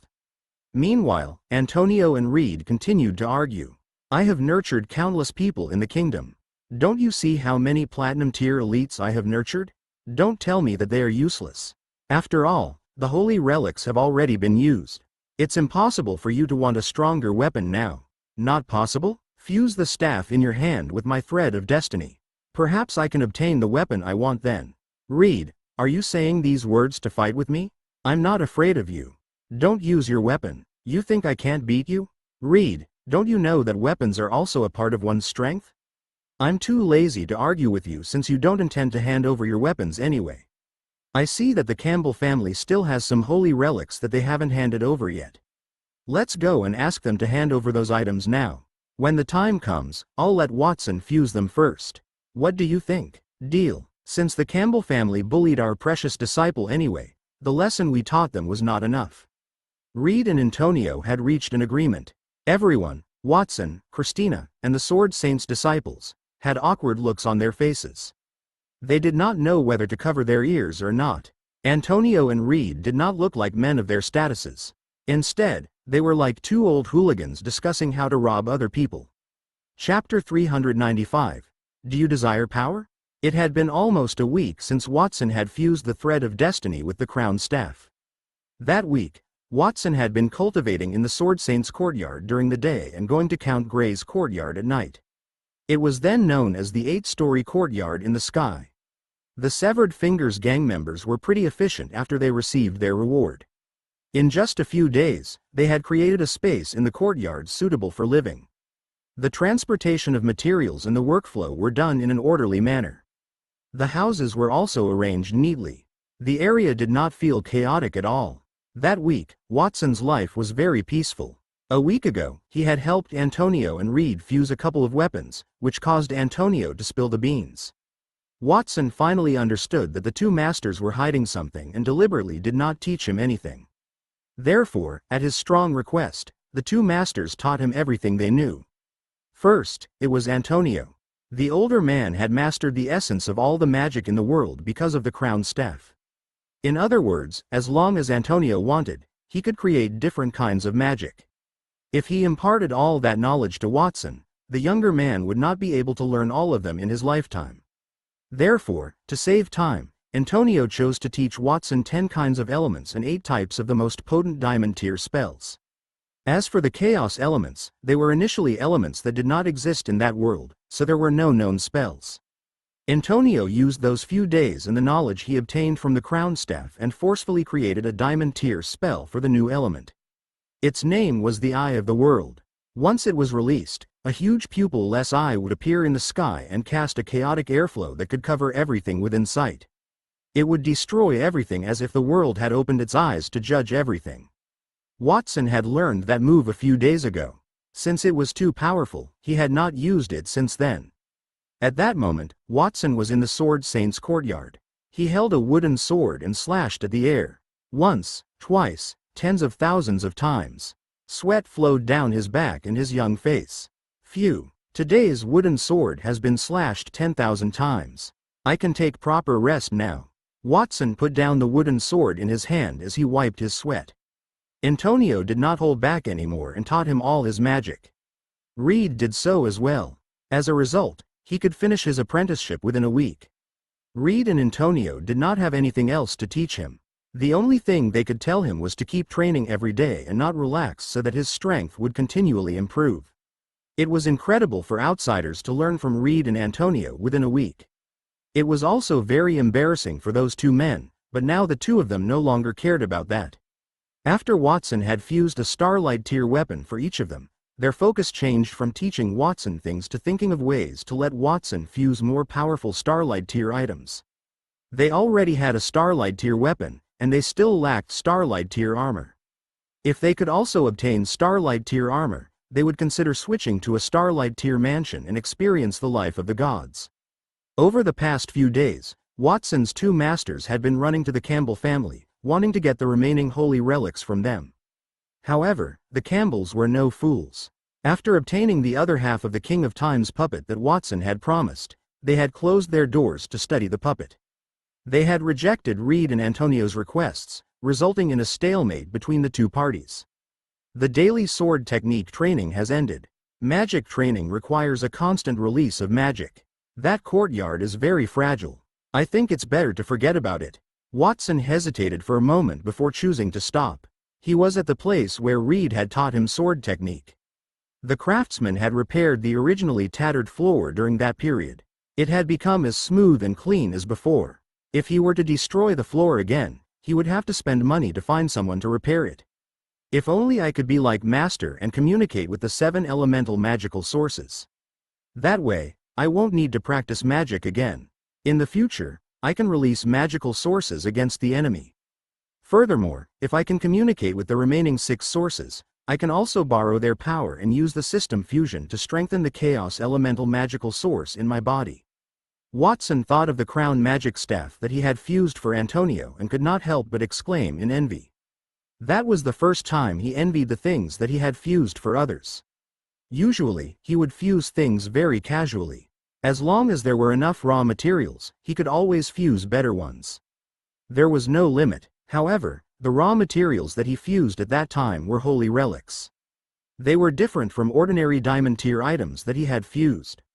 As he looked at the celestial feather robe and sword of strife that he had fused, their effects were much worse than the crown staff and the thread of destiny. I really hope that Master can get the holy relics from the Campbell family as soon as possible. The more, the better. That way, I can fuse a decent weapon for myself. After all, the ability to communicate with the sources of magical power was unique to the crown staff. One could only do it with that staff. Even if I wanted to learn it, Master could not teach it to me. In the past 2 days, his two masters had brought their newly fused weapons to the Campbell family, and many people had seen them. That had caused a heated discussion. After all, who would want to see countless lines criss-crossing around a body? Even a sword saint, who had separated himself from the world, would not be shocked, let alone a terrifying mage who wore a rainbow feather coat and had a crown on his head. With a single move, he could display the source of magic. Many people in the kingdom said that Reed and Antonio had made a breakthrough and reached a higher diamond tier. The rule of the kingdom would last for thousands of years. The king even invited the two of them to attend the banquet because of that, and the time was set for that night. The invitation was also sent to Watson, but Watson was not interested, so he refused it. After entering the diamond tier, my strength has grown very slowly. I wonder how many years it will take me to progress to Starlight tier. It's useless to be anxious now. I'd better go to the Severed Fingers gang and buy some herbs that can increase my strength to fuse with it. I'll increase my strength as much as I can. Watson had made up his mind. A breeze blew by his side, drying the sweat on his body. Just as he was about to turn around and leave, someone's voice echoed beside him. Watson, you must be tired from your training. Do you want to drink some tea? That is the best black tea that I brewed for you. I have plucked every single tea leaf carefully. Perhaps I can fan you? It is now May, and the weather is so hot. Young Master Watson, why are you not sweaty?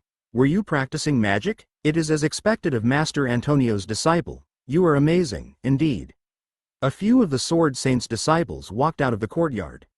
Some were holding a cup of black tea, some had a fan, and others were carrying a set of sofas. All of them were smiling at Watson. Ever since they had witnessed Watson's effort in making weapons for Antonio and Reed a week ago, they had become like that. It was no wonder. Usually, it was the disciples who begged their master. It was the first time they had seen their master beg his disciple to do something for him. Furthermore, that was a Starlight tier weapon. Who would not want a real God tier weapon? Watson might not make such a precious weapon for them.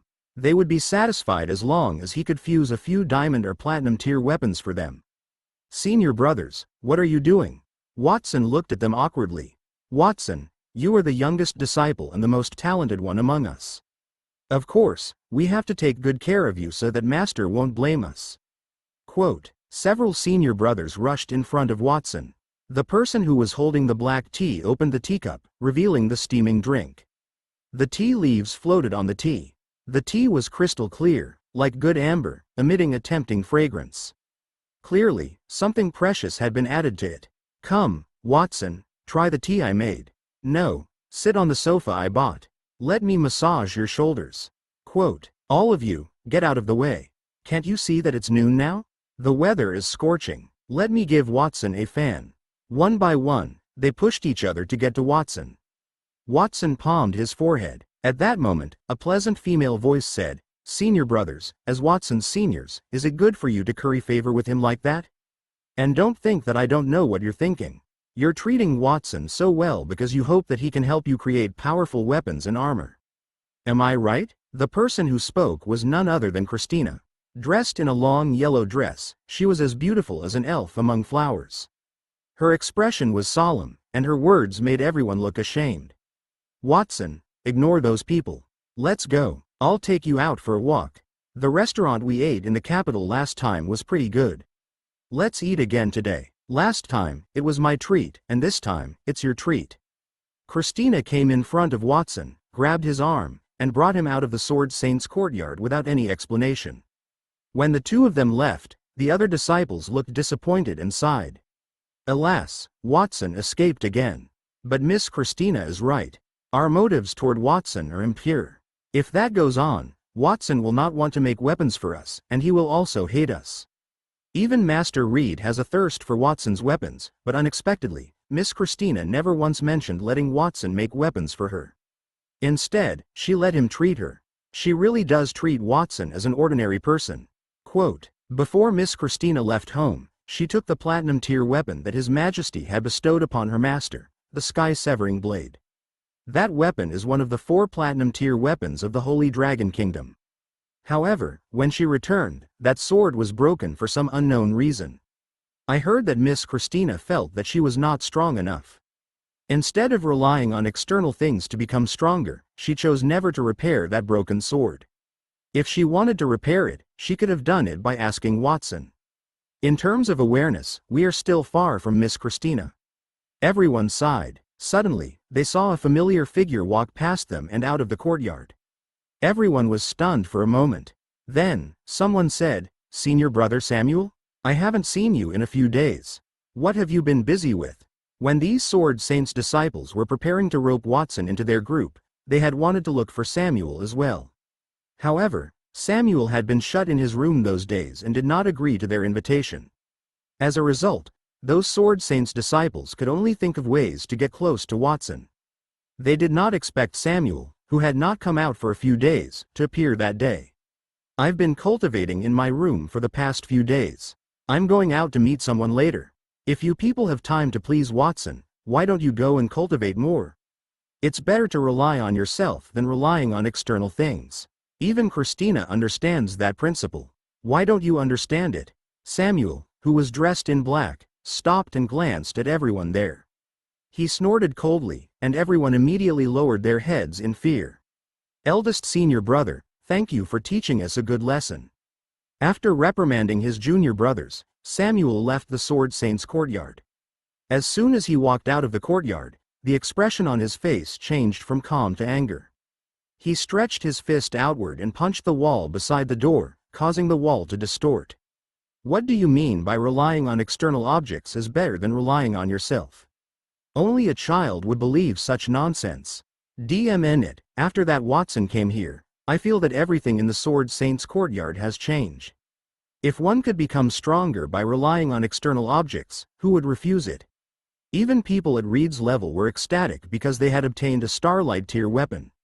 If a person was calm about something, it was only because it did not meet their expectations. In the past, Samuel had always been the respected eldest senior brother. Reed was also very satisfied with him. Even Christina often chatted with him. However, that had changed.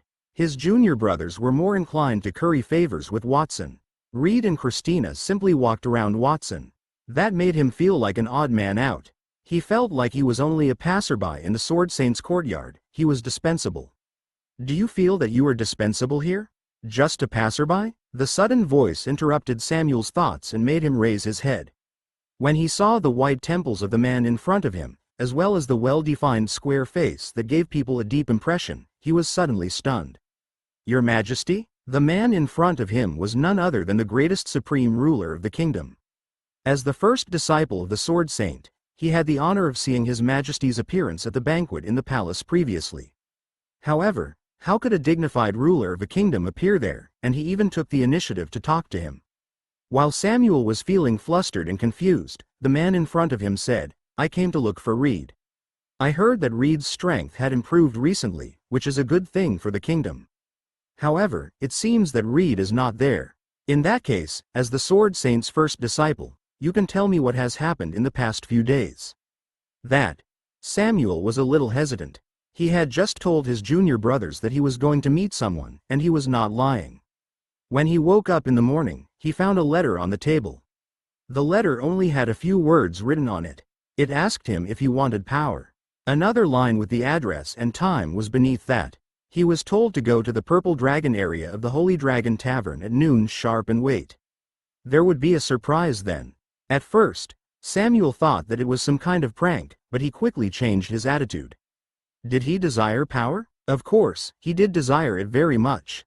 If he had power, he could surpass Watson and become the focus of everyone's attention again. Anyway, he was like an invisible person there, so even if he were fooled by a prank, it would not be worse. What if the messenger did not lie to him? With that thought in mind, Samuel was prepared to go and take a look. However, he saw His Majesty when he reached there. What, is it difficult for you to talk to me? Seeing that Samuel did not answer, the man continued to ask.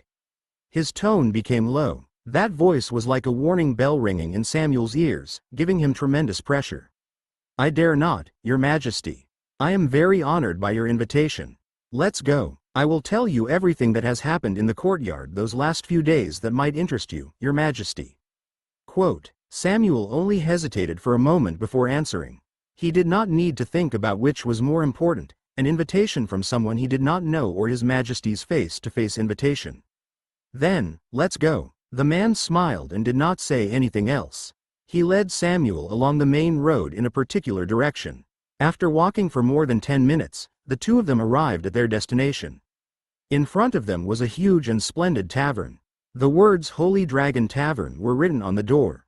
When I mentioned the words to this tavern, this place was not so popular. I didn't expect it to develop into such a state in such a short time. I am very pleased to see a shop become prosperous from nothing. The man lamented as he looked at the people coming and going in front of the door. Samuel only looked at the scene in front of him. Compared to the quality of the tavern, he was more puzzled in his heart.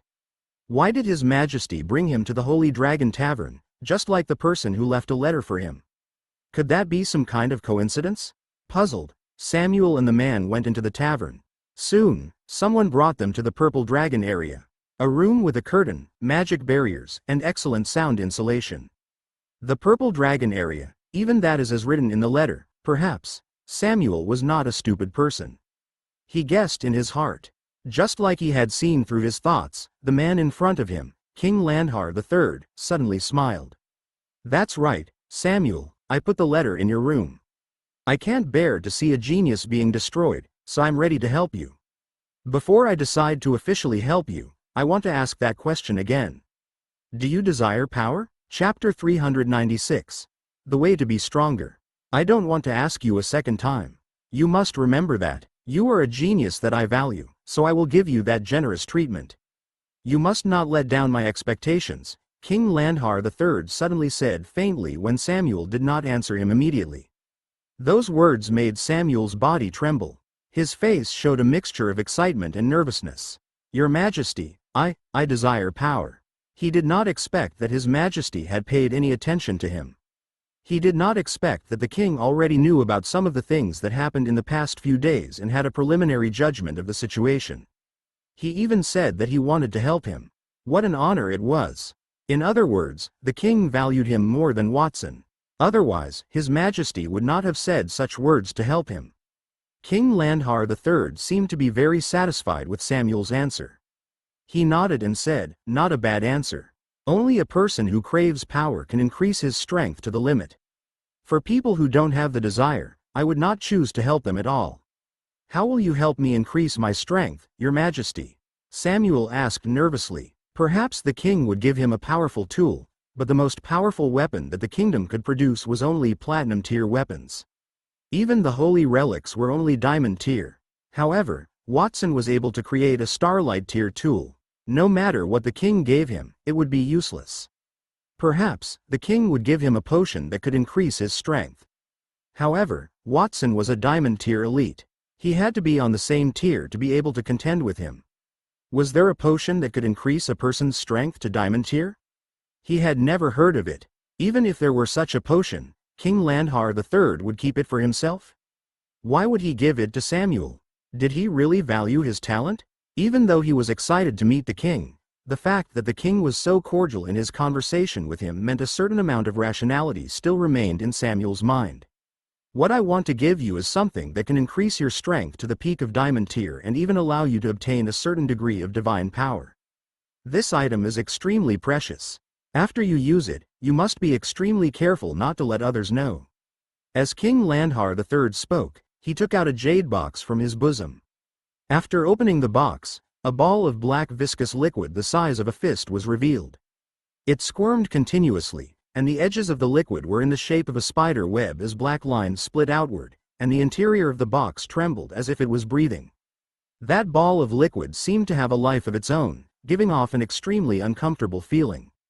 After looking at it, Samuel swallowed his saliva. He did not doubt the words spoken by a king. However, he still wondered what that liquid was and how it could allow him to obtain the strength of a diamond tier elite.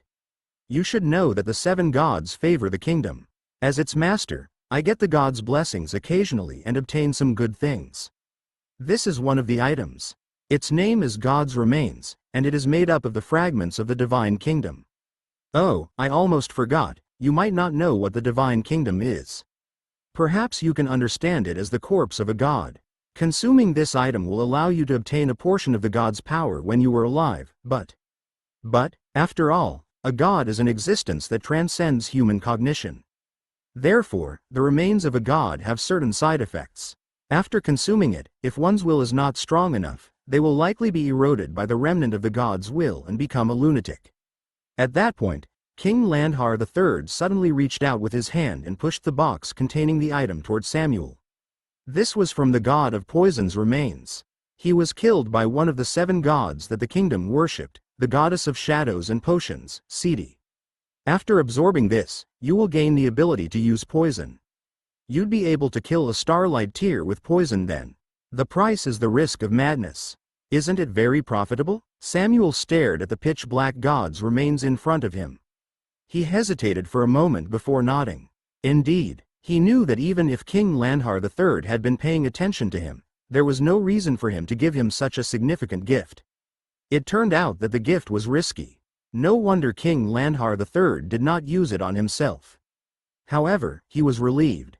The king had invited him for a meeting and offered to help him to increase his strength. He could not help but suspect that the other party had ulterior motives. He felt like the other party wanted to give him something that he did not need. To the king, it was a gift. To him, it was a rare opportunity. If he could succeed in life, achieve a decent status, and get everyone to remember him, he was willing to sacrifice part of his health if he could do all of that. With that in mind, Samuel did not hesitate at all. He grabbed the black viscous liquid in the box, gritted his teeth, and stuffed it into his mouth. That scene seemed to be something that even King Landhar III did not expect. He was stunned. "Your Majesty, what's wrong? You didn't expect me to agree so readily?" Samuel felt a greasy and disgusting taste in his throat, and there was a rotten smell in it. He forced a smile out of his discomfort. "No, I haven't told you how to use that thing. How could you swallow it directly? You need to smear it all over your body and wait for it to penetrate the skin gradually. Ah, Your Majesty, why didn't you say so earlier? Samuel's face turned green. He covered his mouth and hurled at the space at the side. Nothing came out of his mouth. Instead, spider web-like black threads crawled out by themselves.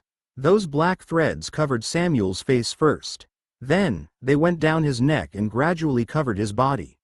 Samuel's ears, eyes, and even every pore on his body were filled with that black substance. That scene looked very scary. Samuel opened his mouth wide as if he wanted to scream. However, his Adam's apple was also covered by the black substance and no longer trembled. Samuel stood where he was and turned into a pitch-black sculpture. Desire is the driving force that pushes a person's progress. At the same time, it is also the original sin that destroys a person. As for how it will turn out, let's wait and see. A few days ago, I had planned to use the Campbell family to deal with Watson. But that plan had failed. This time, I plan to let them kill each other. How will he deal with that? King Landhar III stared at Samuel's statue. There was no sadness or joy in his eyes as if he was looking at an ordinary tool. It was completely different from the amiable look he had before. As he spoke, he picked up the wine glass in front of him and poured himself a drink. Just as he was about to pick it up, the shadow of the wine glass extended on the table irregularly, and a female voice came from within. King Landhar III, you really are a man with a wicked sense of humor. I've never seen a human like you who takes pleasure in playing with others' lives. Speaking of which, that young man is only a platinum tier elite. It's still too much for him to bear the god's remains. Although the god of poison is only an ordinary starlight tier existence, he was still a starlight tier being. There's a world of difference between him and regular humans. If this goes on, that kid is very likely to die. Such a pawn doesn't have much value, so what if he dies? However, I don't have anyone who could infiltrate the Sword Saint's courtyard better. Furthermore, he was given the remains of a god to absorb into his body. Wouldn't it be a waste of that material if he died without doing anything? I won't allow that to happen. Sidi, help him. King Landhar III, take note of your tone. You should be saying please. Did I hear wrongly? A god that cares about these things? What is the meaning of secular etiquette to you? You are humorless. All right, I won't chat with you anymore. I'm going to start working. The shadow of the wine glass on the table squirmed, extended deep into Samuel's shadow, and connected with it. The statue shook as cracks appeared on it. More cracks continued to appear until the shadow of the wine glass squirmed and returned to its original state. Then, Sidi said, it's done. After all, I killed the god of poison, so his remaining consciousness will feel fear. However, this situation can only last for 3 days. After that, that guy will only become worse without my help. 3 days? That's enough time. King Landhar III put down his wineglass, his eyes flashing. Under his gaze, Samuel's black outer shell quickly fell off, turning into pieces and falling to the ground. Then, Samuel seemed to come back to life, gasping for air as he looked around. A glint of darkness flashed in his eyes. After he swallowed the god's remains, he suddenly felt as if every cell in his body wailed. Those cells seemed like they were not his but another individual with an independent consciousness, going in all directions. At the same time, images of ancient times appeared in his mind. Many different and glorious kingdoms sat in the sky. Suddenly, one day, those divine kingdoms began to clash with each other. Kingdoms collapsed. Some became ruins, while some absorbed other damaged kingdoms. They still stood in the sky, becoming stronger. The impact of the divine kingdoms was no weaker than if the earth shattered or if the sky collapsed. That scene gave Samuel a tremendous visual impact. When he snapped back to his senses, he realized his body was not quite the same as before. Firstly, the energy in his body had reached peak diamond tier, just like what the king had said. Secondly, he was initially a swordsman, but at that moment, the combat aura in his body had been replaced, turning into a viscous black liquid. That black liquid was comparable to lead and mercury. If it flowed at a slightly faster speed, it could even produce the sound of a great river. At the same time, Samuel had an epiphany. The blood in his body was the most potent poison in the world. Just one drop of it would be able to pierce through the intestines of a platinum tier elite. Your Majesty, how long have I been unconscious? Not long, about a few seconds. How do you feel? I'm all right. Samuel knelt on one knee toward King Landhar III. Thank you for your grace, Your Majesty. I feel great now. Samuel's eyes had a hint of wriggling darkness. He felt like his body was filled with power. The poisonous blood in his body was like another organ of his. He could take the initiative to separate it and enter someone else's body to poison them to death, which made him sigh with emotion at the power of a god. He could evolve such an ability. At the same time, he regained his confidence. Right then, he had the strength of a peak diamond tier elite and had grasped the power of a god. No matter how talented Watson was, he was nothing to Samuel. It seemed that he would be able to defeat Watson soon and obtain everything he wanted. Samuel, it's good that you don't feel any problems, as expected of the person that I value. Since I've rewarded you, it's time for you to tell me what happened in the Sword Saint's courtyard over the past few days. Yes, Your Majesty, I'll tell you everything I know. While King Landhar III was getting information from Samuel, on the other side, in the direction of Christina and Watson. Miss Christina, didn't you say that you will take me to the tavern where we ate last time to continue enjoying the food? Why did you bring me to the Holy Dragon Tavern? Watson stood in front of the magnificent Holy Dragon Tavern and looked at the passing crowd helplessly. He could still remember the battle with Augustus there a week ago, which had caused a lot of trouble. The Holy Dragon Tavern is the largest in the kingdom, and the dishes here are formal and expensive. It's fitting to treat you here. What do you mean by that, Lady Swordmistress? Why did you invite me to a feast? Watson sensed something and asked sharply.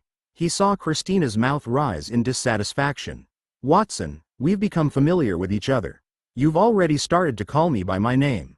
Why are you calling me Lady Swordmistress again? It sounds like we're strangers, doesn't it? Besides, you should know why I invited you to dinner. Don't tell me that you invited me because you want me to make you a Starlight tier weapon? Of course not. I'm not as unambitious as my senior brothers. What's the use of just getting a Starlight tier weapon? If that weapon is stolen, won't they lose their power again? Furthermore, without the corresponding strength, carrying a weapon of that level will only attract other people's jealousy. Then what do you want? Of course, I want you. Christina bent downward and put her face in front of Watson. At the same time, she stretched her slender fingers and poked Watson's chest. One had to admit that Christina's appearance was perfect. In addition, one could smell the sweet scent of Christina's breath at a close distance. Watson subconsciously swallowed his saliva and hugged his shoulder. I'm sorry, Miss Christina. I can't agree to such a request. I'm still a child. Idiot, what are you thinking? When I said I want you, I did not mean your body but your knowledge. You told me before that you had a way to improve your ability quickly, and you said you could teach me, but you did not tell me the truth. Now, I'm going to use this meal to bribe you. This is just the beginning. As long as you teach me what I want, I will not only treat you to meals every day, but I will also do other things for you. As long as it's something you can think of, then I can do it for you. Very well, don't go back on your words. And are you sure it's anything I ask for? That's right. Christina nodded firmly at first. Then, she thought of something else, and her face blushed. She was gorgeous, but she revealed a shy look, making her look even more attractive. But don't embarrass me, I won't do that for you. Miss Christina, it's not fair to add conditions now. Then, Watson shrugged. But treating me to a meal every day sounds good. Since you're so sincere, I'll give you a simple method to make you stronger this time. It was a success. Christina clenched her fists discreetly, and the corners of her mouth curled upward. She had wished for Watson to give her an answer for many days, especially after Watson had successfully fused a Starlight tier weapon. She was even more curious about the method that made Watson stronger. Watson was only a Diamond tier elite, so how could he make something a Starlight tier weapon? There must be some special trick to that. If she could learn that trick, would she be able to do the same thing? Initially, she had not been in such a rush. Unfortunately, that morning, the Royal Academy informed her that they would stop recruiting students in 2 days to start the course officially. She decided to learn that technique before entering the academy. Once there, she would show it to the other geniuses and get them to understand the Sword Saint family's fighting style. Christina and Watson walked into the Holy Dragon Tavern. Under the guidance of the service staff, they arrived at the Red Dragon area that they had visited a few days ago. That area had been destroyed by Augustus flames previously. However, the walls and roof had been replaced. It looked as good as new. In fact, some of the decorations had been replaced with more expensive ones. The staff brought them into the room and left. Christina and Watson sat down. They were only one wall away from the king and Samuel. As soon as Christina sat down, she spoke with a fervent look in her eyes. "Speak, Watson. What is the way to make me stronger?" "Believe in me," Watson replied in a serious tone. Christina was stunned for a few seconds before she snapped back to her senses. She smiled and waved her hand. "DMN it, Watson, you're still trying to fool me with your previous answer. You said that you would tell me the real technique to become stronger. You wouldn't go back on your words, would you? So, what is the real technique?" "Believe in me, Watson, are you kidding me?" Christina widened her eyes, and her face trembled. "No, Miss Christina, I am not lying to you. Everything I said is true, but you don't believe me. If you've tried to believe in me but didn't get anything in return, then you can say that I've lied to you. As for now, you can't blame me for your one-sided doubts." He had been truthful with her. Believing in him could get her benefits. In the end, Christina chose not to believe him. She even said that she would do anything for him. Perhaps those were only words. Since Watson's tone was so confident, it was Christina's turn to be swayed. She said reluctantly, "Watson, since you said so, then I'll try to believe in you. But if that doesn't work, I'll have the right to be angry with you." Chapter 397. Christina vs. Samuel. No, Watson, stop. I can't take it anymore. The only sounds coming out of the huge private room were gasps and the gentle begging of a woman. Watson sat opposite Christina and pointed at the space between her eyebrows, pouring a large amount of knowledge into her mind. Meanwhile, Christina's face was flushed as she endured the excessive knowledge. Her body and clothes were wet with sweat. After Christina decided to believe in Watson, he immediately asked her to pray according to the prayer and offer her faith devoutly. After she did that, the source of chaos elemental magic in Watson's soul suddenly had a projection of Christina's soul, which allowed him to impart his ability to her through the projection of his soul. Then, after the prayer, Christina felt like she had formed some kind of magical connection with Watson. She knew that Watson had not lied to her. The knowledge that he had imparted to her made her even more ecstatic.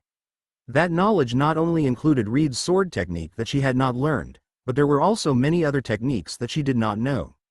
Those techniques were the result of Watson's fusion, including the Kingdom of the Sword. In addition to sword techniques, the knowledge that Watson had taught her also included magic and some rules that only diamond-tier elites could master. In other words, her sword techniques had significantly improved, and she had also become a mage. Even if she had not advanced to diamond tier, an ordinary diamond tier expert was no match for her. "Watson, what you said is true. I obtained a large amount of knowledge just by believing in you." How did that work? As she digested the large amount of knowledge that appeared in her mind, Christina took out a handkerchief to wipe her sweat. That principle is similar to the kingdom's priests who believe in the 7 gods and can obtain feedback from the gods. In essence, prayer is a special way to establish a connection with others. "Since the gods can, I naturally can too," Watson replied confidently. His reply made Christina fall silent. It was not difficult to connect that point with the priest profession, but only Watson had done it for hundreds of years. On the one hand, no one would be so disrespectful as to replace the gods with themselves. On the other hand, no one had the strength of a monster like Watson, worthy of being worshipped. Since she had absorbed the knowledge in Watson's mind, Christina understood how powerful Watson was. The power displayed by Watson was close to that of a god. "Watson, according to our agreement, since you have taught me the way to become stronger, I will do whatever you want. Don't worry, I am not a person who goes back on her word. Tell me what you want." Christina wiped her sweat. There was still a blush on her face, and she looked gorgeous. "I only have one request now, and that is that I'm hungry. Miss Christina, please treat me to a meal." "Watson, is that all you want? I would have agreed to more." Christina glanced at Watson. "Also, don't call me Miss Christina. Just Christina or Tina, like my senior brother calls me." "All right, Christina, can we eat now?" "Eat, eat, eat. Why do you only know how to eat?" She was such a beautiful woman, but Watson had turned a blind eye to her. That made Christina feel a little aggrieved. When she asked Watson to make a request, she worried that Watson would make excessive requests. She was still considering whether she should refuse if Watson made such a request. Since Watson had helped her so much, she had considered agreeing to that. In the end, Watson did not make any requests related to her. However, she was even more dissatisfied. Christina was not a person who paid attention to her appearance, but she knew she was beautiful. Ordinary men would always be stunned when they saw her. Even some of Reed's disciples looked at her in the same way. Even if she did not say it out loud, Christina still enjoyed their attention. However, Watson looked at her with an unusually clear gaze. There were no distracting thoughts in his eyes. It was as if he did not treat her as a woman. That made her somewhat frustrated. Perhaps Watson was too young and did not know much about matters between men and women. Let's order some dishes. Today, I will let you eat enough of the sumptuous dishes. Christina did not show on her face. Instead, she picked up the menu and slammed it fiercely on the table. The meal lasted for about half an hour. After eating and drinking, Watson said that he had other things to do. He left Christina in the room, which made Christina even angrier. That Watson, the more I look at him, the more detestable he gets. He had agreed to go out with me today, but in the end, he just had a meal and ran away. Is it so difficult for him to be with me? Playing with an empty goblet, Christina poured a glass of red wine into it. She finished it in one gulp and rubbed her silver teeth. Ever since she was young, she had been treated like a treasure. No one had ever been so indifferent to her. What Watson did made her angry, but at the same time, it stimulated her fighting spirit. When other nobles were 12 or 13 years old, they already had sex with many women. Why is Watson so simple? Is his mind only full of knowledge about cultivation? No, I have to teach him some things in that area. I want to do something that a young man at that age should do. Just treat it as my reward for his lessons. After making up her mind, Christina rolled her eyes. She seemed to have thought of something and revealed a sly smile. She shouted, "Bill, please." "Lady Swordmistress, the cost is 1,000 gold coins," a waiter walked in and said respectfully. 1,000 gold coins? Christina looked pained. It was not a small amount for her. Just as she reached into her pocket and was about to take out her purse, another waiter said, "Lady Swordmistress, you don't have to pay. This meal is free of charge." "Free? What do you mean? You and your friend are our distinguished guests at the Holy Dragon Tavern. In addition, someone disturbed you while you were here last time, so we can't take your money. Just take it as our compensation for you." The waiter gave a perfunctory explanation. The real reason was that as a member of the Severed Fingers gang, how could he take money from the Black Emperor? The man had healed his fingers, and he was made a gold-tier elite. He could even get a complete set of gold-tier weapons and armor in 2 days. He had been very grateful to Watson for so many benefits. Everyone in the entire Holy Dragon Tavern was grateful toward Watson. The higher-ups had told them that Watson could eat there for free, and they were all happy to accept it. After the waiter finished speaking, he looked at Christina curiously. He remembered that Watson had also brought the swordswoman there last time. Could there be a relationship between the two of them? The waiter could only guess about that. Even though Christina was 7 or 8 years older than Watson, platinum-tier cultivators aged very slowly. 7 or 8 years old did mean anything at all. In addition, Christina was the Sword Saint's daughter, so she seemed to be on the same level as Watson. While the waiter was still fantasizing, Christina had already stood up and tossed 10 gold coins toward him. "Since you are so sensible, those are tips for you. Thank you, Lady Swordmistress." The waiter took the coins and bowed his head respectfully to thank her.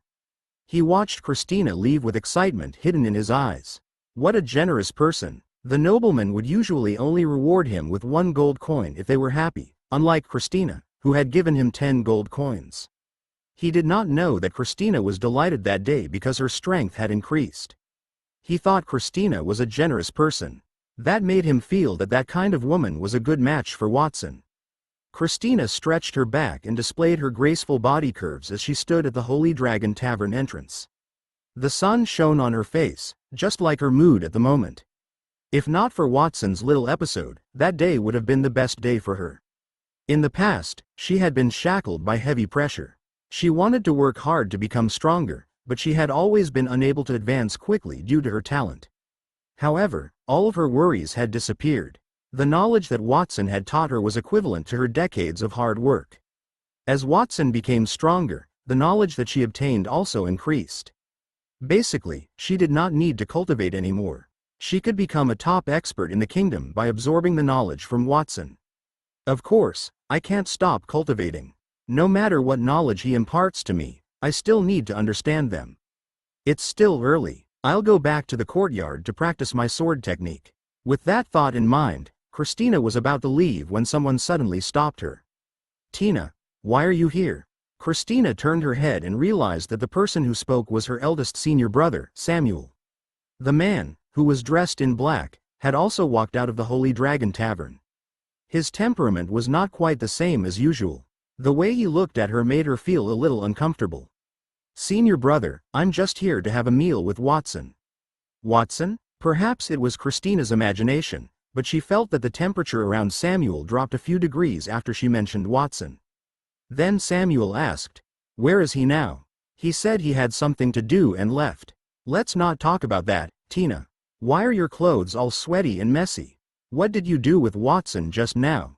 Samuel's gaze fell on Christina's clothes. Christina's brain capacity was not enough to store the knowledge that Watson imparted to her. It caused her to sweat profusely and also almost faint a few times. Therefore, her clothes were a little messy. She thought about taking a shower and changing her clothes when she got home, so she did not mind. She did not expect to see Samuel when she went out. No matter what she and Watson did, it was her freedom to do as she liked. Furthermore, nothing happened between her and Watson. Samuel's repeated questioning made her feel uncomfortable. She immediately replied coldly, "Eldest senior brother, that's none of your business. Do you need anything else? If there's nothing else, I'll take my leave." Wait a minute, Tina. I was too impatient just now, so my words might have been a little over the top, but you have to believe that I'm doing that out of kindness. I'm afraid that Watson will bully you. Thank you, eldest senior brother. So, do you need anything else? Quote, Tina, don't be in such a hurry to leave. I do need you for something. His eyes darted around as a smile appeared on Samuel's face.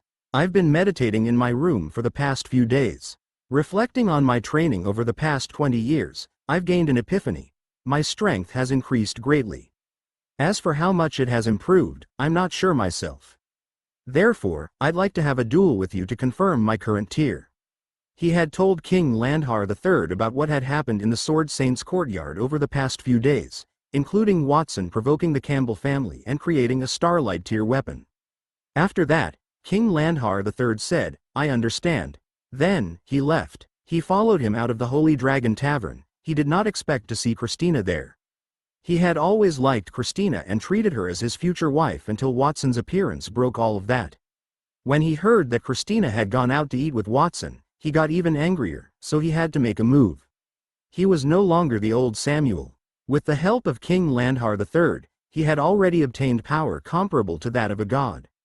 When he fought with Christina later, he would only need to show a little bit of his strength to shock her, and then she would understand that Watson was not Reed's most outstanding disciple. If Reed knew that his strength had improved so quickly, he would also pay more attention to him. The other disciples in the courtyard would also regain their respect for him, serving him tea and massaging him. Just thinking about it made Samuel excited. He felt that he was about to reach the peak of his life. Okay, then let's go to the courtyard now. Christina gladly accepted Samuel's suggestion. She had just received Watson's gift and wanted to see how strong she had gotten. Samuel's suggestion was exactly what she wanted. Two people with different thoughts returned to the courtyard together. Once the news of the duel spread, the whole courtyard was in an uproar. All the Sword Saint's disciples were there to watch the duel. Even some of the servants in the mansion were hiding in the dark. It was a duel between their eldest senior brother and their master's daughter. It would be bound to be interesting. At that moment, Christina and Samuel stood in the middle of the arena, each holding a wooden sword and standing more than 10 meters away from each other.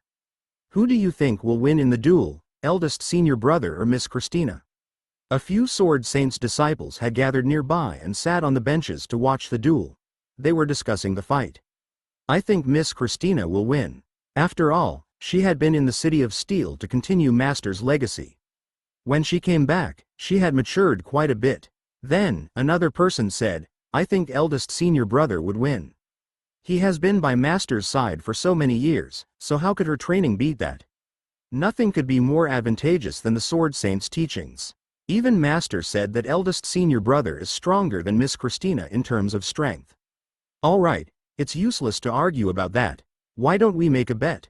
We can bet on the eldest senior brother and Miss Christina.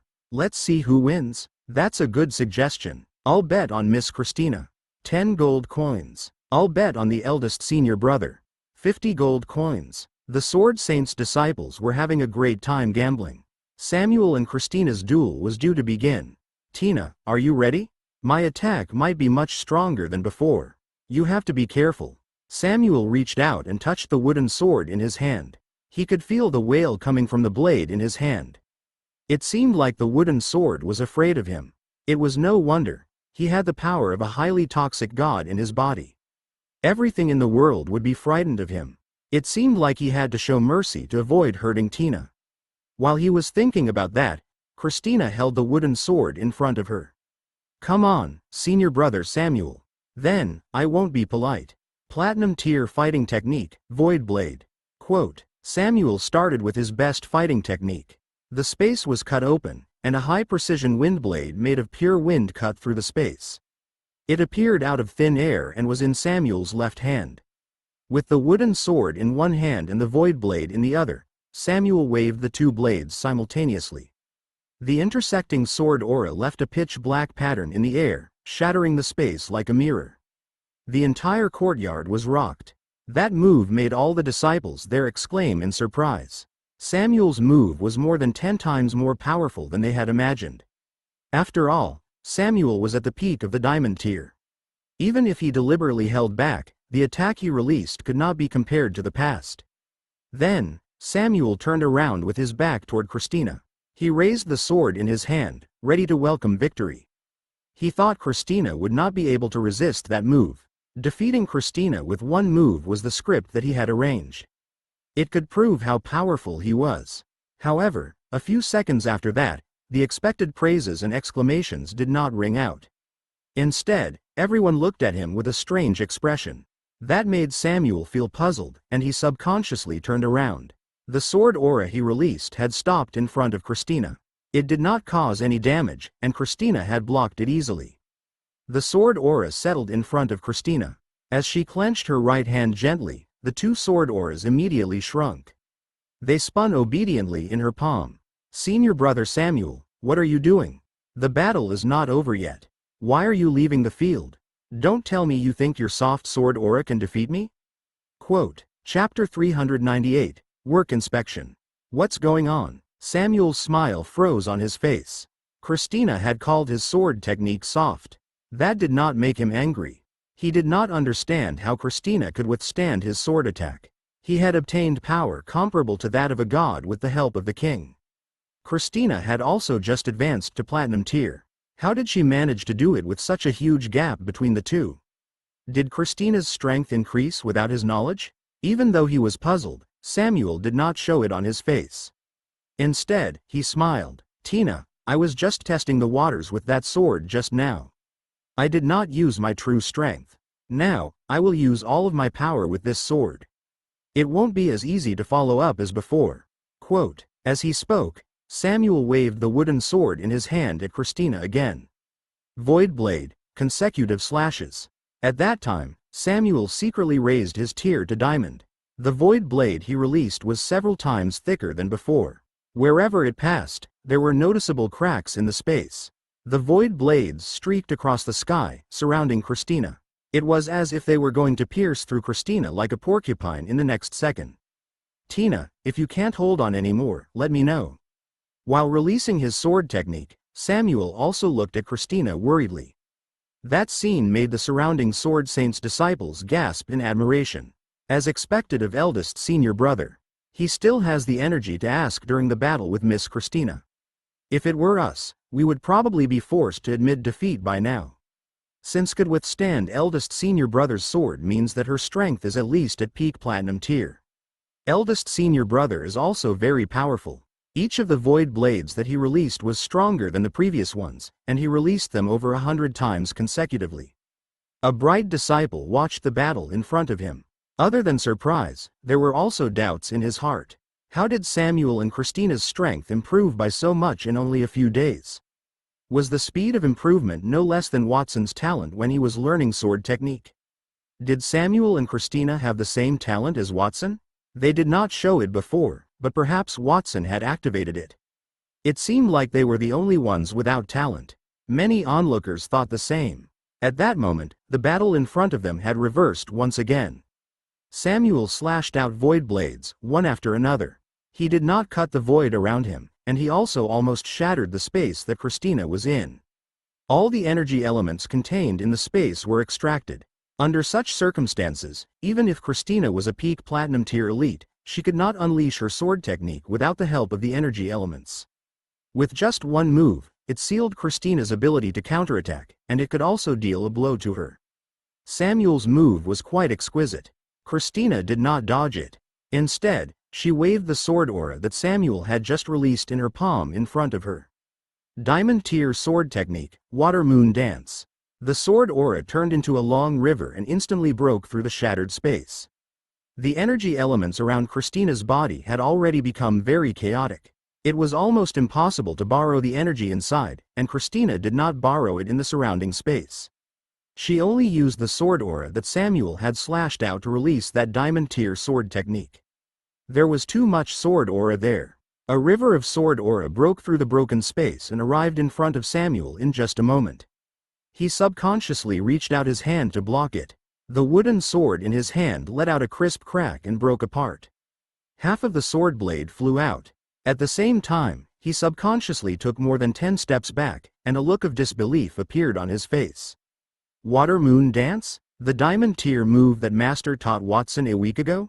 Tina, when did you learn it? Samuel thought Christina's talent was not particularly outstanding. Otherwise, she would not have left the family a few years ago. When she was more than 10 years old, Christina had achieved gold tier status. Her improvement was not as fast as the best of their disciples, and her understanding of sword technique was not fast either. How did Christina, who was not quite talented, become so powerful? When did Christina learn the diamond tier sword technique? Samuel pondered in his heart as he bit his lip. He had wanted to fight with Christina. On the one hand, he wanted to show Christina how powerful he was, and on the other hand, he tried to establish his authority. However, he could not achieve that, and it even had a certain counter effect. Then, Samuel realized that as expected, all the junior brothers' gazes were turned toward Christina. Their eyes were filled with admiration. Senior brother Samuel, the blade in your hand is broken. Do you still want to continue fighting? Christina asked with a calm expression. Samuel was not the only one who was puzzled. She was also a little surprised. After all, after inheriting Watson's knowledge, her strength had increased by dozens of times. Under such circumstances, Samuel was able to fight back and forth with her, which surprised her. However, she did not care too much. After all, she had left the family for a few years. During that period, under her father's guidance, it wasn't strange that Samuel's strength had increased by leaps and bounds. After fighting with Samuel for a while, she understood her own strength. She wasn't weaker than ordinary diamond tier experts. There was no need to continue fighting. If she were to be serious, she might hurt Samuel. Tina, it's just a broken wooden sword. That can only prove that the quality of that sword is not good. It doesn't mean that I lost. I can continue fighting. Samuel simply threw away the wooden sword in his hand and extended his right hand to Christina. Her moves had already proved her strength. He understood that if he did not use his full strength at that moment, even if he could win that competition, he would still fight for hundreds of rounds. If that happened, he would lose the opportunity to establish his tall and big image in front of everyone. Although doing that might hurt Tina, I don't have a better choice. Gritting his teeth, a black light flashed in Samuel's eyes. He wriggled toward Christina's open right hand, and a ball of pitch-black substance drilled out of his pores. When that ball of pitch-black substance appeared, a rotten smell immediately came out of the air. The surrounding onlookers immediately started coughing when they smelled that air. Some of them even had flushed faces as they clutched their chests, appearing to be in pain. That is not a sword technique. I've never seen eldest senior brother use such a move before. What is that? Everyone was full of doubts about the thing in Samuel's hand. At the same time, Fear rose in their hearts. They had a feeling that if that mass of pitch-black substance were injected into their bodies, they would die without a doubt. Eldest senior brother, that thing in your body gives people a very uncomfortable feeling. What is that? Christina also frowned. Tina, don't care about that. Can you block this move? Samuel did not respond. Instead, he gently flung the black liquid that was squirming out of his arm. Black water droplets flew in Christina's direction, but before they reached her, they had already cast a shadow over her heart. Not daring to be touched by the black water droplets, Christina hurriedly used the most powerful sword technique that Watson had taught her. Starlight Tier Sword Technique, Kingdom of the Sword. With a light shout, the wooden sword in Christina's hand shattered. The sword aura that rushed toward the knight burst out from the fragments of the wooden sword, turning into a huge sword-shaped kingdom that spread out for an unknown number of meters. It was as if a divine mountain had fallen from the sky and suddenly chopped down. All the black liquid in front of her had not even touched her skin before it directly evaporated. Then, the huge kingdom of the sword did not stop.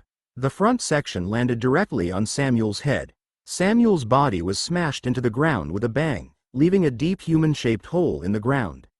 The entire courtyard shook a few times. Senior brother Samuel, are you okay? I didn't mean to use that technique. At that moment, Samuel's clothes were tattered, as if a storm had raged for several days.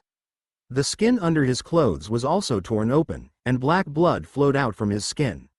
Seeing that scene, Christina hurriedly withdrew the kingdom of the sword. She ran in front of Samuel and looked at him worriedly. The kingdom of sword should not have caused the black blood. In the knowledge that Watson had taught her, the kingdom of the sword did not have the ability to change the opponent's blood. Since it was not the kingdom of the sword, then the black blood on Samuel's body could be caused by one situation. Senior brother Samuel, why is your blood black? Are you poisoned? As soon as Christina's voice fell, the other disciples also came forward worriedly. They did not know what to do around Samuel. I did not expect Miss Christina to have mastered a move like the kingdom of the sword. She really hid it well. The oldest brother did not lose in vain. But what happened to the eldest brother at that moment? He seems to have been poisoned. Eldest senior brother has been staying in his room for the past few days. He hasn't left the house at all. Who could have poisoned him? Perhaps the food he ate these past few days wasn't quite right. In addition, perhaps he lacked exercise, so he fell sick. Wow, Samuel, who was lying on the ground, did not die. He was on his last breath when he heard Christina's and his junior brother's guesses.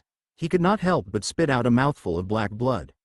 Half of it was because his injuries were severe, and the other half was because he was angry. Poisoned? That black blood was not the symbol of a dead god?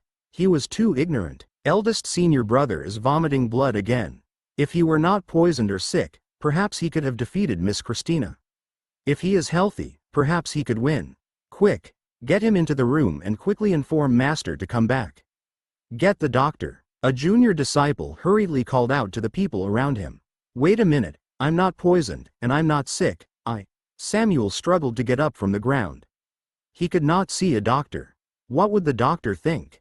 Once his master found out about that, the secret that he had seen the king might be divulged. In the end, before he could get up, Christina put her hand on his chest and pressed him down.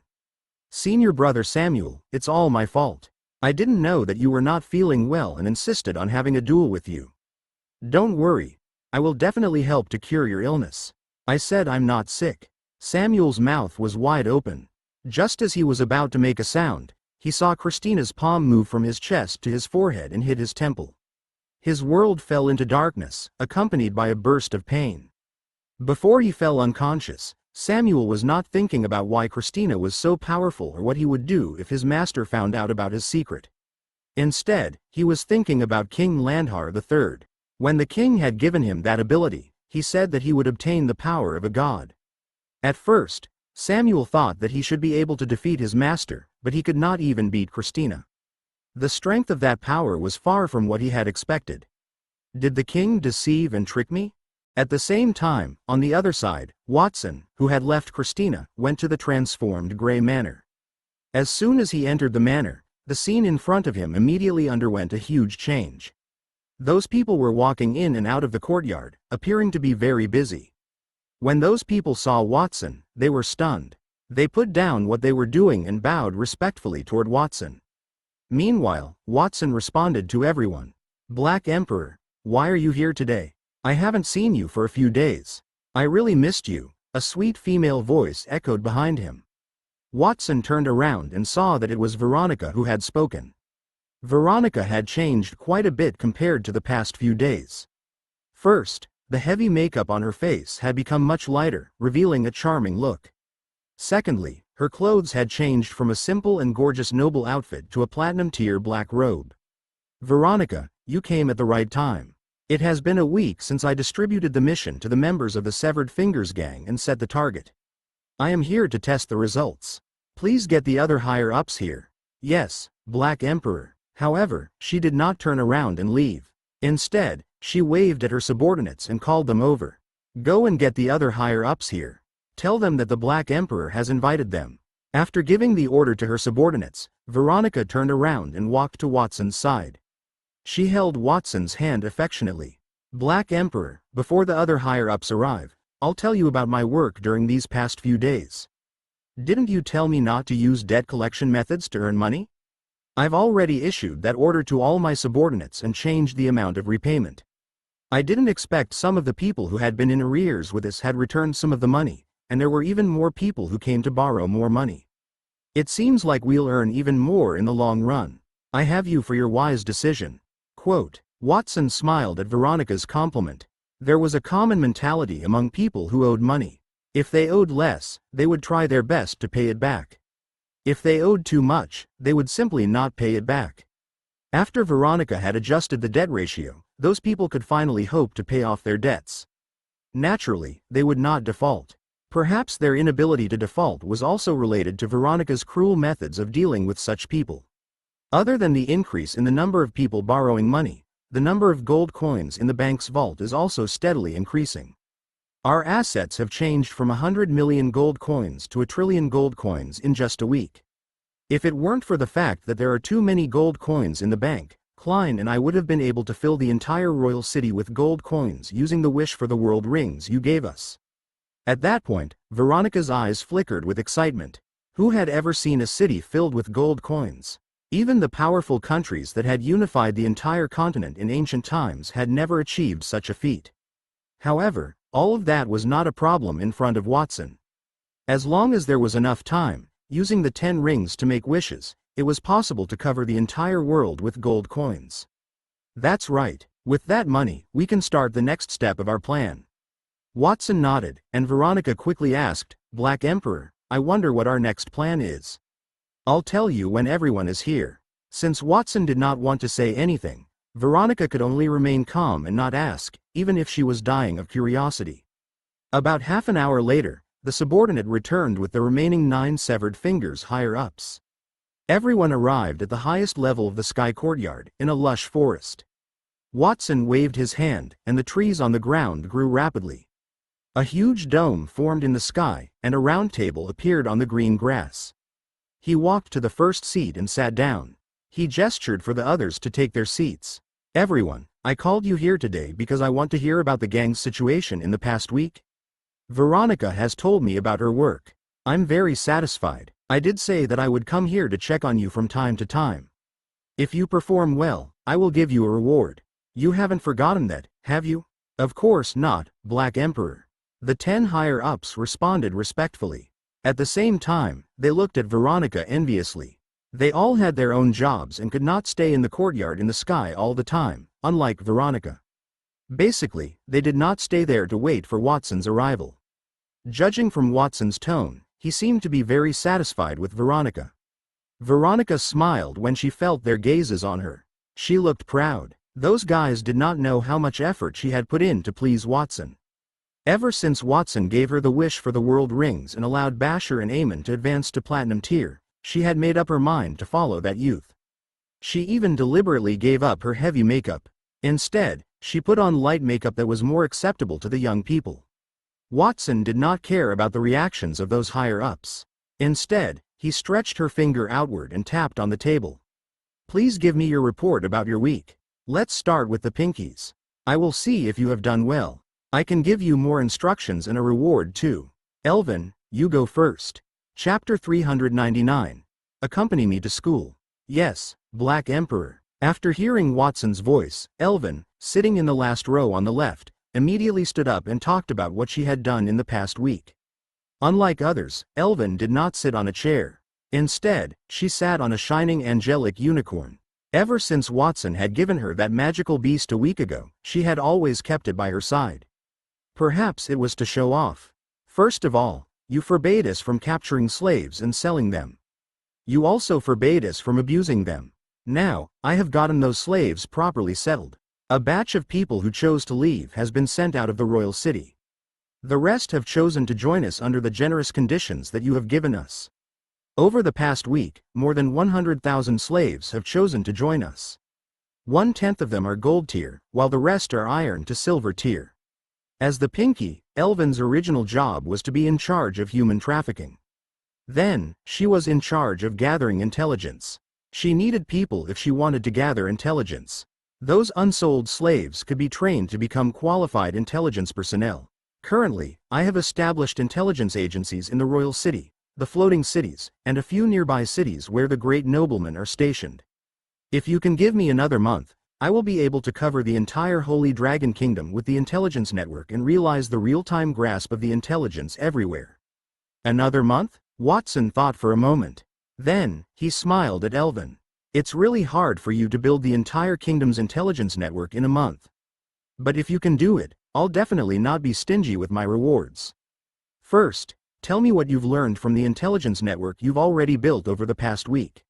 Yes, first of all, it's a significant matter between kingdoms. I heard that the northern border fortress at the Dragonspine Snow Mountain had collapsed for some unknown reason a few months ago. The Winter Nation in the north and the Elven Kingdom in the south have a close relationship. But I don't know what plans they have. Secondly, there's also something significant happening in the kingdom recently. The Royal Academy is starting in 2 days. They said that the king attached great importance to their students this year. He even decided to let the new students have an exhibition match and invited envoys from other countries to come and watch. The third significant event comes from the Campbell family. Recently, we don't know what happened to the Campbell family. Many of their members have closed their doors and haven't been out much. Furthermore, people passing by the Campbell family often hear the sound of banging inside. They don't know what's happening there. However, the sound is sometimes very loud and has seriously affected the lives of the surrounding residents. That has led to people complaining to the city defense department. Currently, that matter is being coordinated. Apart from those 3 pieces of information, there is also some less critical news.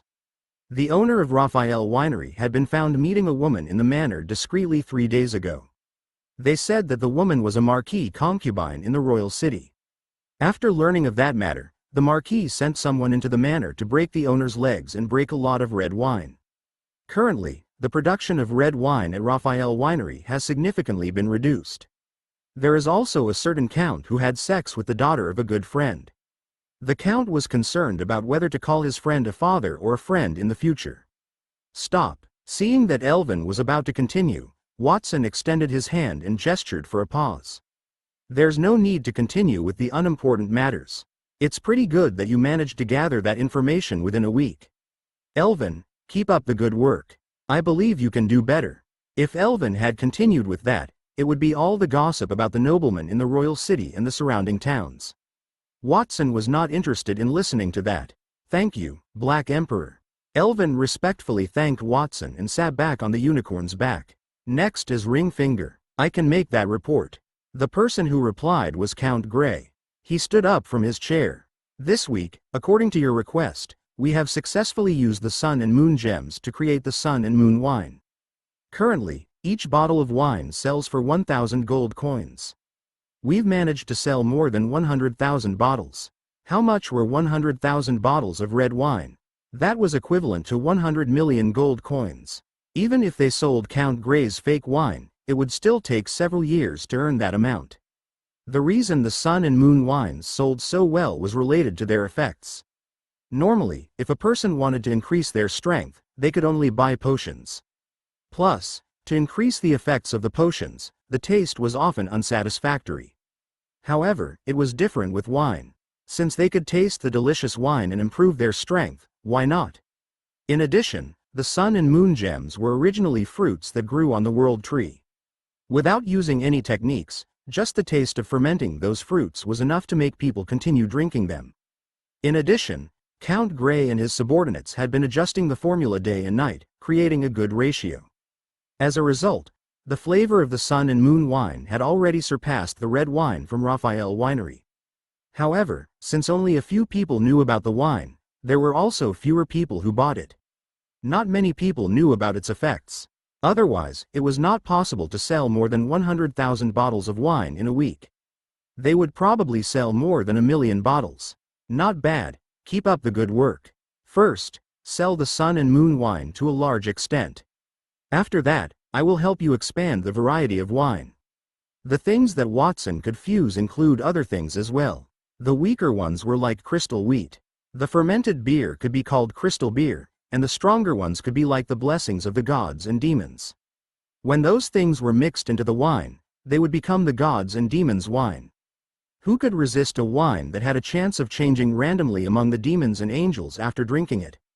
After making up his mind, Watson told Count Grey to sit down and asked Basher and Aemon for their reports.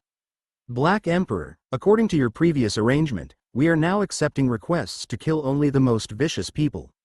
Even though our business is less, the industry has a much better opinion of us. Someone even sent us a thank you letter. Basher placed a thick stack of letters on the table. He scratched his head and looked a little embarrassed. In the past week, they had not used the resources provided by Watson to make a huge profit like the others. Since he and Aemon had been promoted to platinum tier, he felt a little ashamed that they had received such great benefits but had not done anything. Aemon, who was sitting opposite him, was no better. He smiled bitterly as well. My current title has changed from a bloody executioner to a merciful killer. I feel that if this continues, my title will become an outstanding resident of the capital or a good person who doesn't kill. There's nothing bad about the current situation. With a better reputation, there will be more people looking for you for more work. After all, becoming an assassin doesn't require a fancy nickname but real strength. In that week, do you feel that the number of orders has increased? Aemon and Basher looked at each other. The awkward expressions on their faces disappeared, and their faces brimmed with confidence. Of course, the orders have increased. We are, after all, platinum tier elites. Other than a few platinum tier existences and members of the Archduke's family, there's nothing in the kingdom that we can't kill. Previously, Aemon and I were unable to complete many missions due to our strength. Even if we completed them, we would still need to deploy a large number of people. But now, Aemon and I can wipe out the entire defensive force of an entire noble family. Speaking of which, a few days ago, I just wiped out a large noble family that consisted of dozens of people. That family persecuted their residents and even toyed with women. I killed all of them myself. Even hundreds of guards could not stop me. Basher's spittle flew everywhere as he spoke with assurance. Watson did not continue listening and turned his head. Next, it's Thumb's turn. No one was listening to Basher, and the other people were giving him stern looks as if they wanted him to be quiet. Basher could only suppress his desire to show off and obediently shut his mouth. At the same time, Marcus began to speak.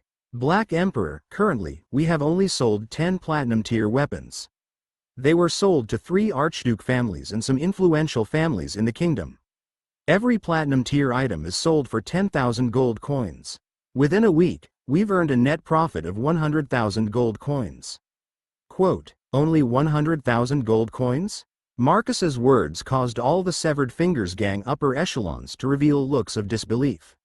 Within that week, the others had easily earned over 100 million gold coins.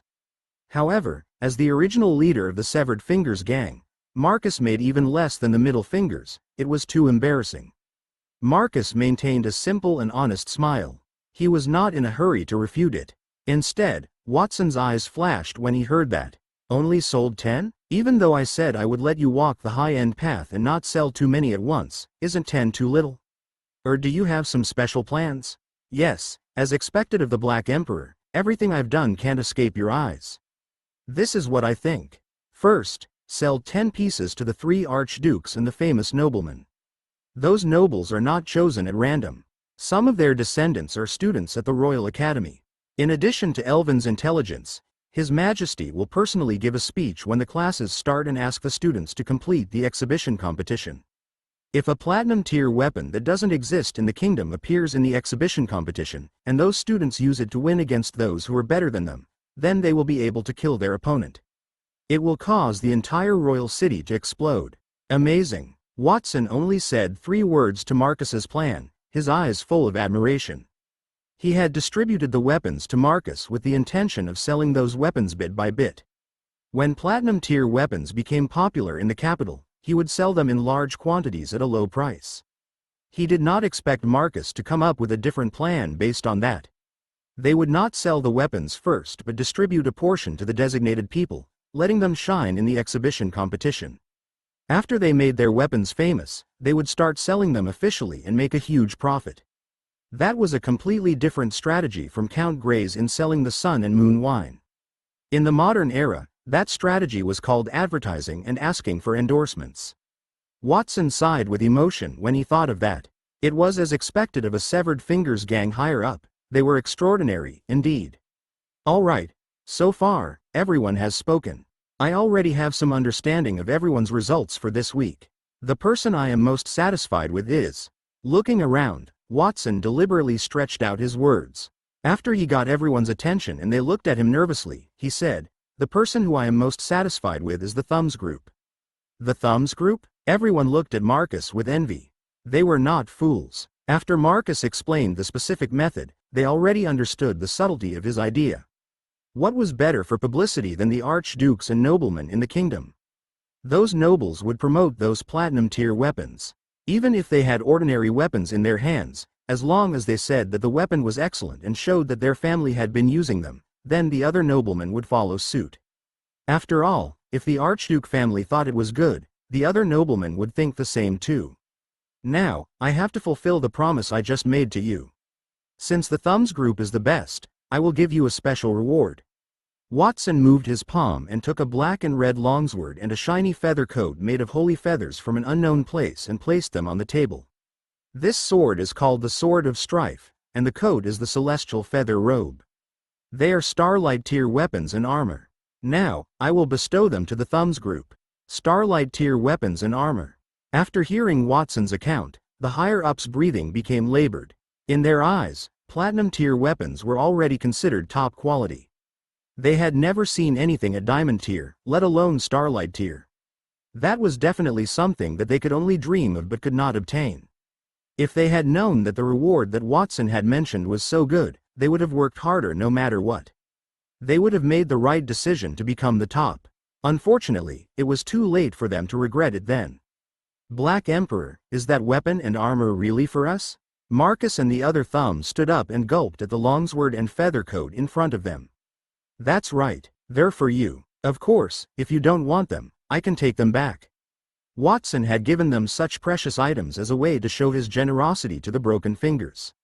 On the other hand, he looked down at the 2 starlight tier weapons and armor. The weapons in his mind were at least the crown staff and the thread of destiny. If they could not bring him a great increase in strength, the starlight tier items would attract attention. It was right to give them to Marcus. The platinum tier items they sold were quite rare in the Holy Dragon Kingdom. If anyone questioned the authenticity of the platinum tier items, they only needed to show the starlight tier items, and the other party would definitely believe them. The rewards have been distributed. Next, I will arrange the work for you. After distributing the rewards, Watson explained the future arrangements for them. First, Marcus, just do as you had planned. Count Grey, I don't have any objections to what you're doing. On the other hand, Klein and Veronica's bank will need some additional actions to add to the intelligence work that Elvin and Snick are in charge of. Elvin, Snick, when you use slaves as an intelligence network, they don't need to take special measures to keep it confidential. Instead, they need to keep the intelligence network in a conspicuous place. Black Emperor, if we don't take any measures to keep it secret, what if others discover our intelligence? Elvin looked puzzled. That was the first time she had heard of such a request. To create an intelligence network without keeping it a secret. Did they want to invite spies? At least in the short term, our intelligence network doesn't need to establish any protective measures because most of our current intelligence personnel are slaves. Those slaves include people from the Holy Dragon Kingdom, people from other countries, and even people who aren't human. Some of them will inevitably stay for revenge or other reasons. Even if there are no spies, how loyal can you expect those people to be? Quote, Watson smiled. Furthermore, the essence of the intelligence network is to obtain information. What's the difference between one person receiving information and everyone else receiving the same information? Instead of creating a defense mechanism for the intelligence network, I want to achieve a fee for information. Regardless of their identity, anyone can obtain any information from us, even if they are our enemies. As long as they pay, it's fine. If the information can be wholly publicized and not in the hands of a few people, then no one will attack us because of it. But, to obtain information from us, they will protect us instead. We will not need to have any protective measures for the intelligence network because all the noblemen who want information from us will establish protection for us. There was no need for protection, or perhaps everyone was protected. His intelligence network construction measures were also taken from modern thinking. Transparent information where people could pay for them was equivalent to having an information website that could be accessed infinitely. Of course, it was not advisable to apply modern thinking to the other world. There was a prerequisite for doing so. I must make the kingdom's supreme leader, King Landhar III, feel as if the existence of that intelligence network is necessary. Otherwise, everything I've done will be in vain, Watson muttered to himself. He already had a plan in mind to let the king know that the intelligence network was built by him and could not be destroyed. While he was thinking, Bashir and Aemon asked in unison, Black Emperor, you've arranged work for the others. What about us? What do we need to do? Watson had mentioned everyone except for them, which made them feel a little nervous. They were afraid that Watson would ignore them. It was a good thing to have something to do. They also hoped to get Starlight tier weapons. Don't worry, of course, I haven't forgotten you. Watson recovered from his thoughts and looked at the two of them. I do have a mission for you. To be precise, I want to give it to Aemon. How can I help? Aemon asked nervously. Well, do you want to go to school with me in 2 days? Huh? Aemon was stunned for a few seconds before he opened his mouth wide. Even the other higher-ups had the same expressions on their faces. It was like question marks had appeared on their heads.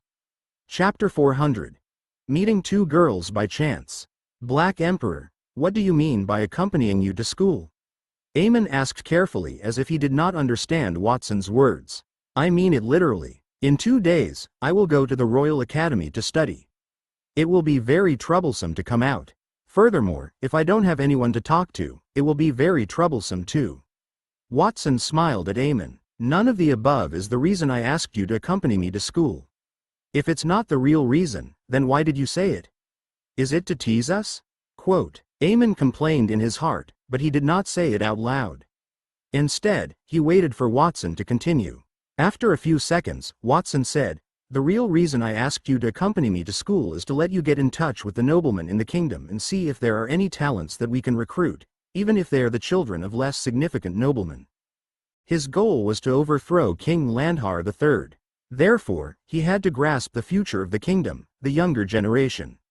If most of the noblemen were rotten, the kingdom would have a different scene. Those things were what Watson wanted to do. Since he had subordinates, he could relax a little because he still had a lot of things to do. Sure, I understand. Your views are not something that people like us can guess easily. Please allow me to make some preparations. I will go to school with you in 2 days, Aemon said respectfully. Bashir, who was not far from him, looked envious. Amon's job was not only easy, but he would get to get close to Watson. It was simply the best job. He also wanted to go, but it was a pity that his age was not suitable. It was unlikely for him to enter the Royal Academy. After giving all the Severed Fingers gang members a plan for the future and making detailed arrangements, Watson ordered everyone to leave in batches. He was the last to leave. When he left the courtyard, he saw a familiar figure. Nightingale, why are you here?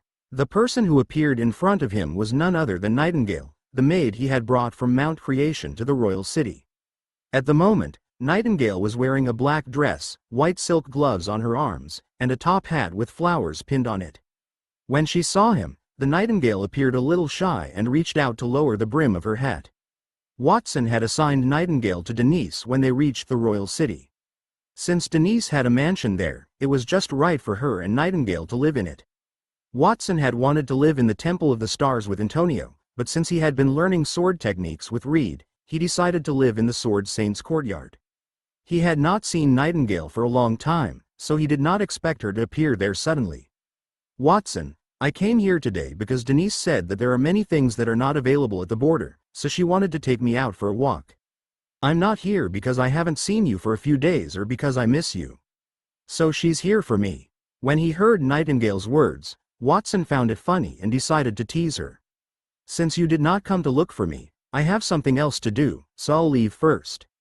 "Wait a minute, Nightingale hurriedly reached out with her hand, not knowing what to say. "It's okay, Nightingale, I won't tease you anymore. Anyway, I have nothing else to do later, so I'll accompany you to walk around here." Watson looked around as he spoke. "By the way, you said that Denise accompanied you here. Where is Denise?" "I don't know either. When we arrived here, she said that she had a stomach ache and then disappeared. She must have gone to the toilet somewhere." "Oh, right. Before she left, she told me that I should leave with you if she did not come out after half an hour.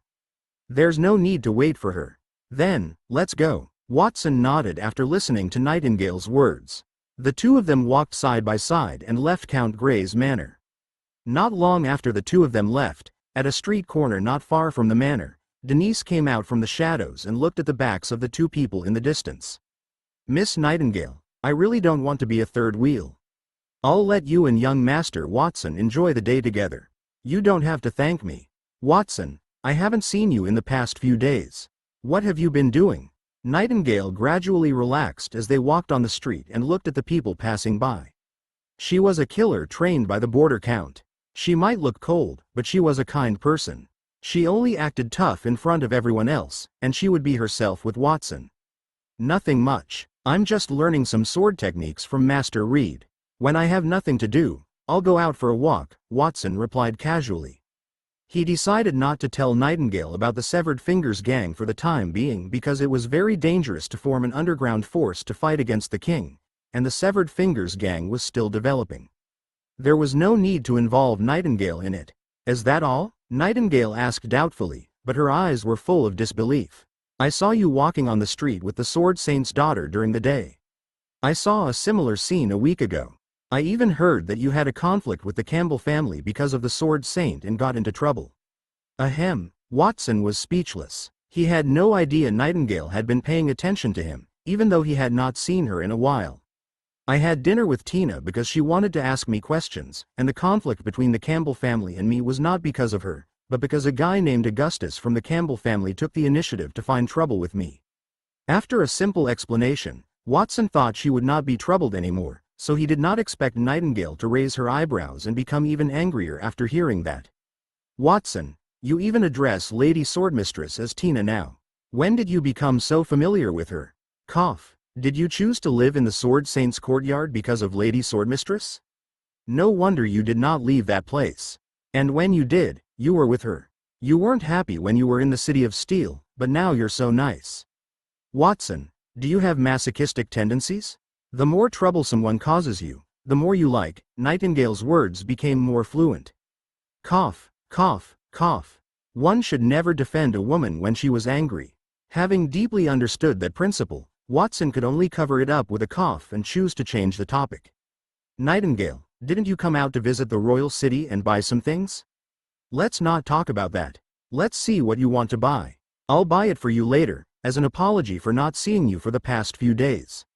I'm a maid, how can I let you spend money on me?" Even though she said that she was embarrassed, Nightingale smiled again.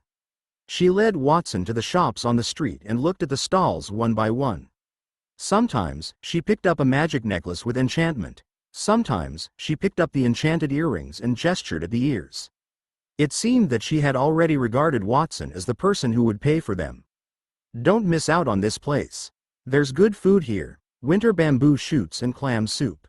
The winter bamboo shoots are the freshest at this time of the year. It's a rare delicacy when paired with soup. The blacksmith is having a sale. All weapons are sold at the lowest price. There are also top-notch gold-tier weapons. 1 for 100 gold coins. This is the only wine in the capital that can increase one's strength. That wine is brewed from sun and moon gems that grow in the forest of eternity in the south. Those two kinds of fruit can only mature after thousands of years. If you consume this wine regularly, even if you don't cultivate for a year, you can still advance from iron to silver tier. It can even prolong your life. For children who have good talent at home or older people who are close to the end of their lives, drinking this wine is a good choice, even if it's not for its efficacy. Just the taste of the wine is enough to make people unable to stop drinking it. When Nightingale was choosing jewelry, there were shouts from all around Watson.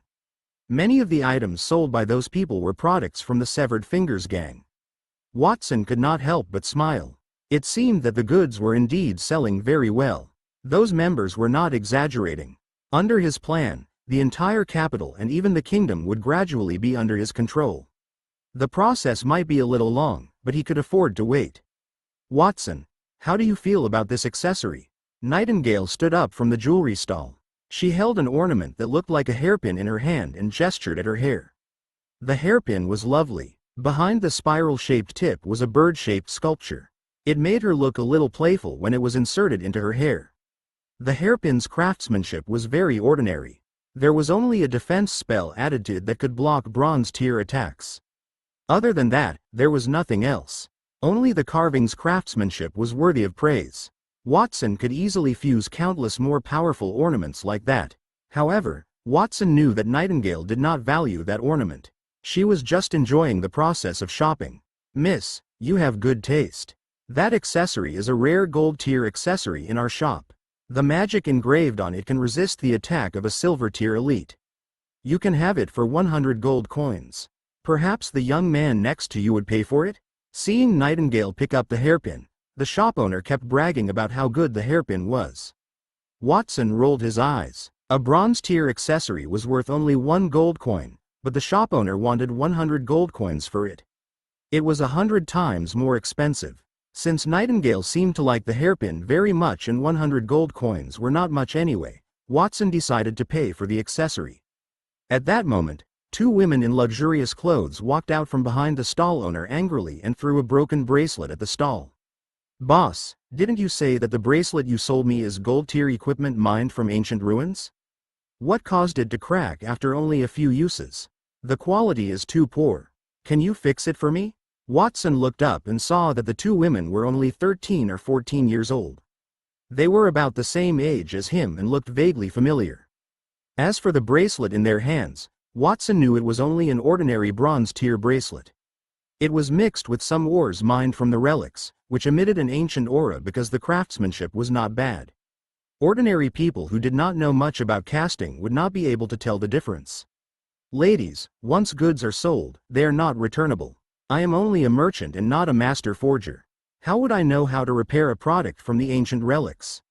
Since that bracelet is a product of an ancient ruin, it might have been corroded, which was why it was damaged. Or perhaps, you misused the bracelet and caused it to be damaged. You can't blame me for that. You liar. I am a dignified student at the Royal Academy. How would I misuse a magic tool? I only introduced gold tier magical energy into the bracelet, and it cracked on its own. I see that your bracelet is fake. You liar. Since you can't fix the bracelet for me, then give me back my money. Watson did not want to pay attention to the quarrel between the 2 girls and the shop owner. He simply took a purse filled with gold coins from his pocket, took 100 pieces from it, and handed them to the shop owner. Boss, I'll buy the gold tier hairpin. Here are 100 gold coins. No, you can't buy the things here. These things are all shoddy. If you buy them, you'll be fooled. The 2 girls grabbed the collar of the shop owner. Miss, no, my lords, this is only a small business. Don't interfere with my business. However, they did not let him go. The other girl looked at Watson. She tried to persuade him out of kindness, but when she saw him, she froze. Watson, why are you here? Watson, who are these 2? Nightingale put down the hairpin in her hand and walked over when she heard the woman calling Watson. She frowned slightly. Do you know other women besides Miss Swordsman? Nightingale had thought that her competitor was Christina, but it seemed like she had more than one competitor. I don't know either. I don't know those 2 people. Watson felt aggrieved and asked the 2 girls, who are you, and how do you know me? During the process of questioning, Watson carefully looked at the faces of the 2 girls in front of him. One of the girls was in a fiery red dress. Her hair was also red and tied into a ponytail. There was a trace of heroic spirit in the corners of her eyes and eyebrows. The other girl was holding a parasol. Her face was as delicate as a doll, and she was wearing a white pleated dress. Under her two smooth calves, her pale feet were in a pair of sandals tied with crystal ribbons. It made people want to bend down and play with them. "Watson, I can't believe that you don't know us. We participated in the Royal Academy's assessment on the same day. I thought you would remember us when you saw us." The girl with the red ponytail pouted in dissatisfaction. She grabbed the collar of the shop owner and said, "My name is Lily Campbell, a member of the Campbell family. I'm currently a student at the Royal Academy's Mage Department. Watson, I've heard a lot about you. Not only did you get a full mark in the assessment, you even went to the Campbell family to make a scene a few days ago. At that time, I wasn't there, so I did not know about it. My family didn't tell me what had happened. Can you tell me?" "I'll tell you when I have the chance," Watson replied as he looked at the other girl. The other girl with a parasol bowed slightly and revealed a sweet smile. "My name is Charlotte Saint Laurent Gary." Saint Laurent? He remembered that that was his father's family name. Watson took another look at the girl and realized that she looked like his father. Both of them had brown hair and blue eyes. "Watson, don't stare at a woman all the time. That is very rude behavior. We have already introduced ourselves. Shouldn't you introduce your companion to us?" "Ah, sorry." Watson snapped back to his senses and shifted his gaze. He pointed at Nightingale and said, "This is the Nightingale. She is my friend. She must be extraordinary to be able to be friends with a genius like you." "Is she also a student at the Royal Academy?" "No, I'm not," Nightingale said, "and I'm not young Master Watson's friend. I'm just his maid." "A maid?" Lily, the red-haired girl who was holding the shop owner, raised her eyebrows. "But you don't look like a maid. Instead, you look like siblings or a couple. This is the first time I've seen a young master buy jewelry for a maid." Charlotte's expression was a little strange. "Miss Nightingale, no matter what your relationship with Watson is, I advise you not to buy jewelry from this shop. They are swindlers. Lily and I were tricked because we bought the things from that shop. School is about to start, so Lily and I wanted to buy some useful items. If I had known earlier, I would have let thick-skinned Lily ask her family for them." "Charlotte, who are you calling thick-skinned? And do you think I don't want to ask my family for them? They've been studying something in front of a huge puppet recently. They don't even make other magical items anymore. If I go to them, they'll chase me away impatiently, let alone let me ask for some items. Even my mom is the same." As the youngest child of the head of the Campbell family, Lily was Freya's daughter. As she spoke, she shook the shop owner. "I almost forgot about you. Hurry up and return our money. Otherwise, I won't be polite to you. Miss, can you please put me down? I feel like I'm going to faint from your shaking. I really can't give you any money.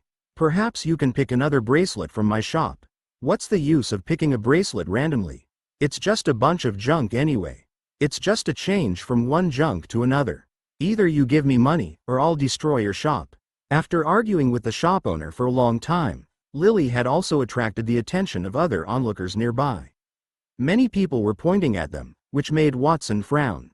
He had wanted to buy something for Nightingale and leave, but seeing Lily's unrelenting attitude, it would be very difficult for him to buy the hairpin. After he thought about it, he said, "Miss Lily, don't act so rashly. I can help you restore the bracelet. Why don't you let the shop owner go?"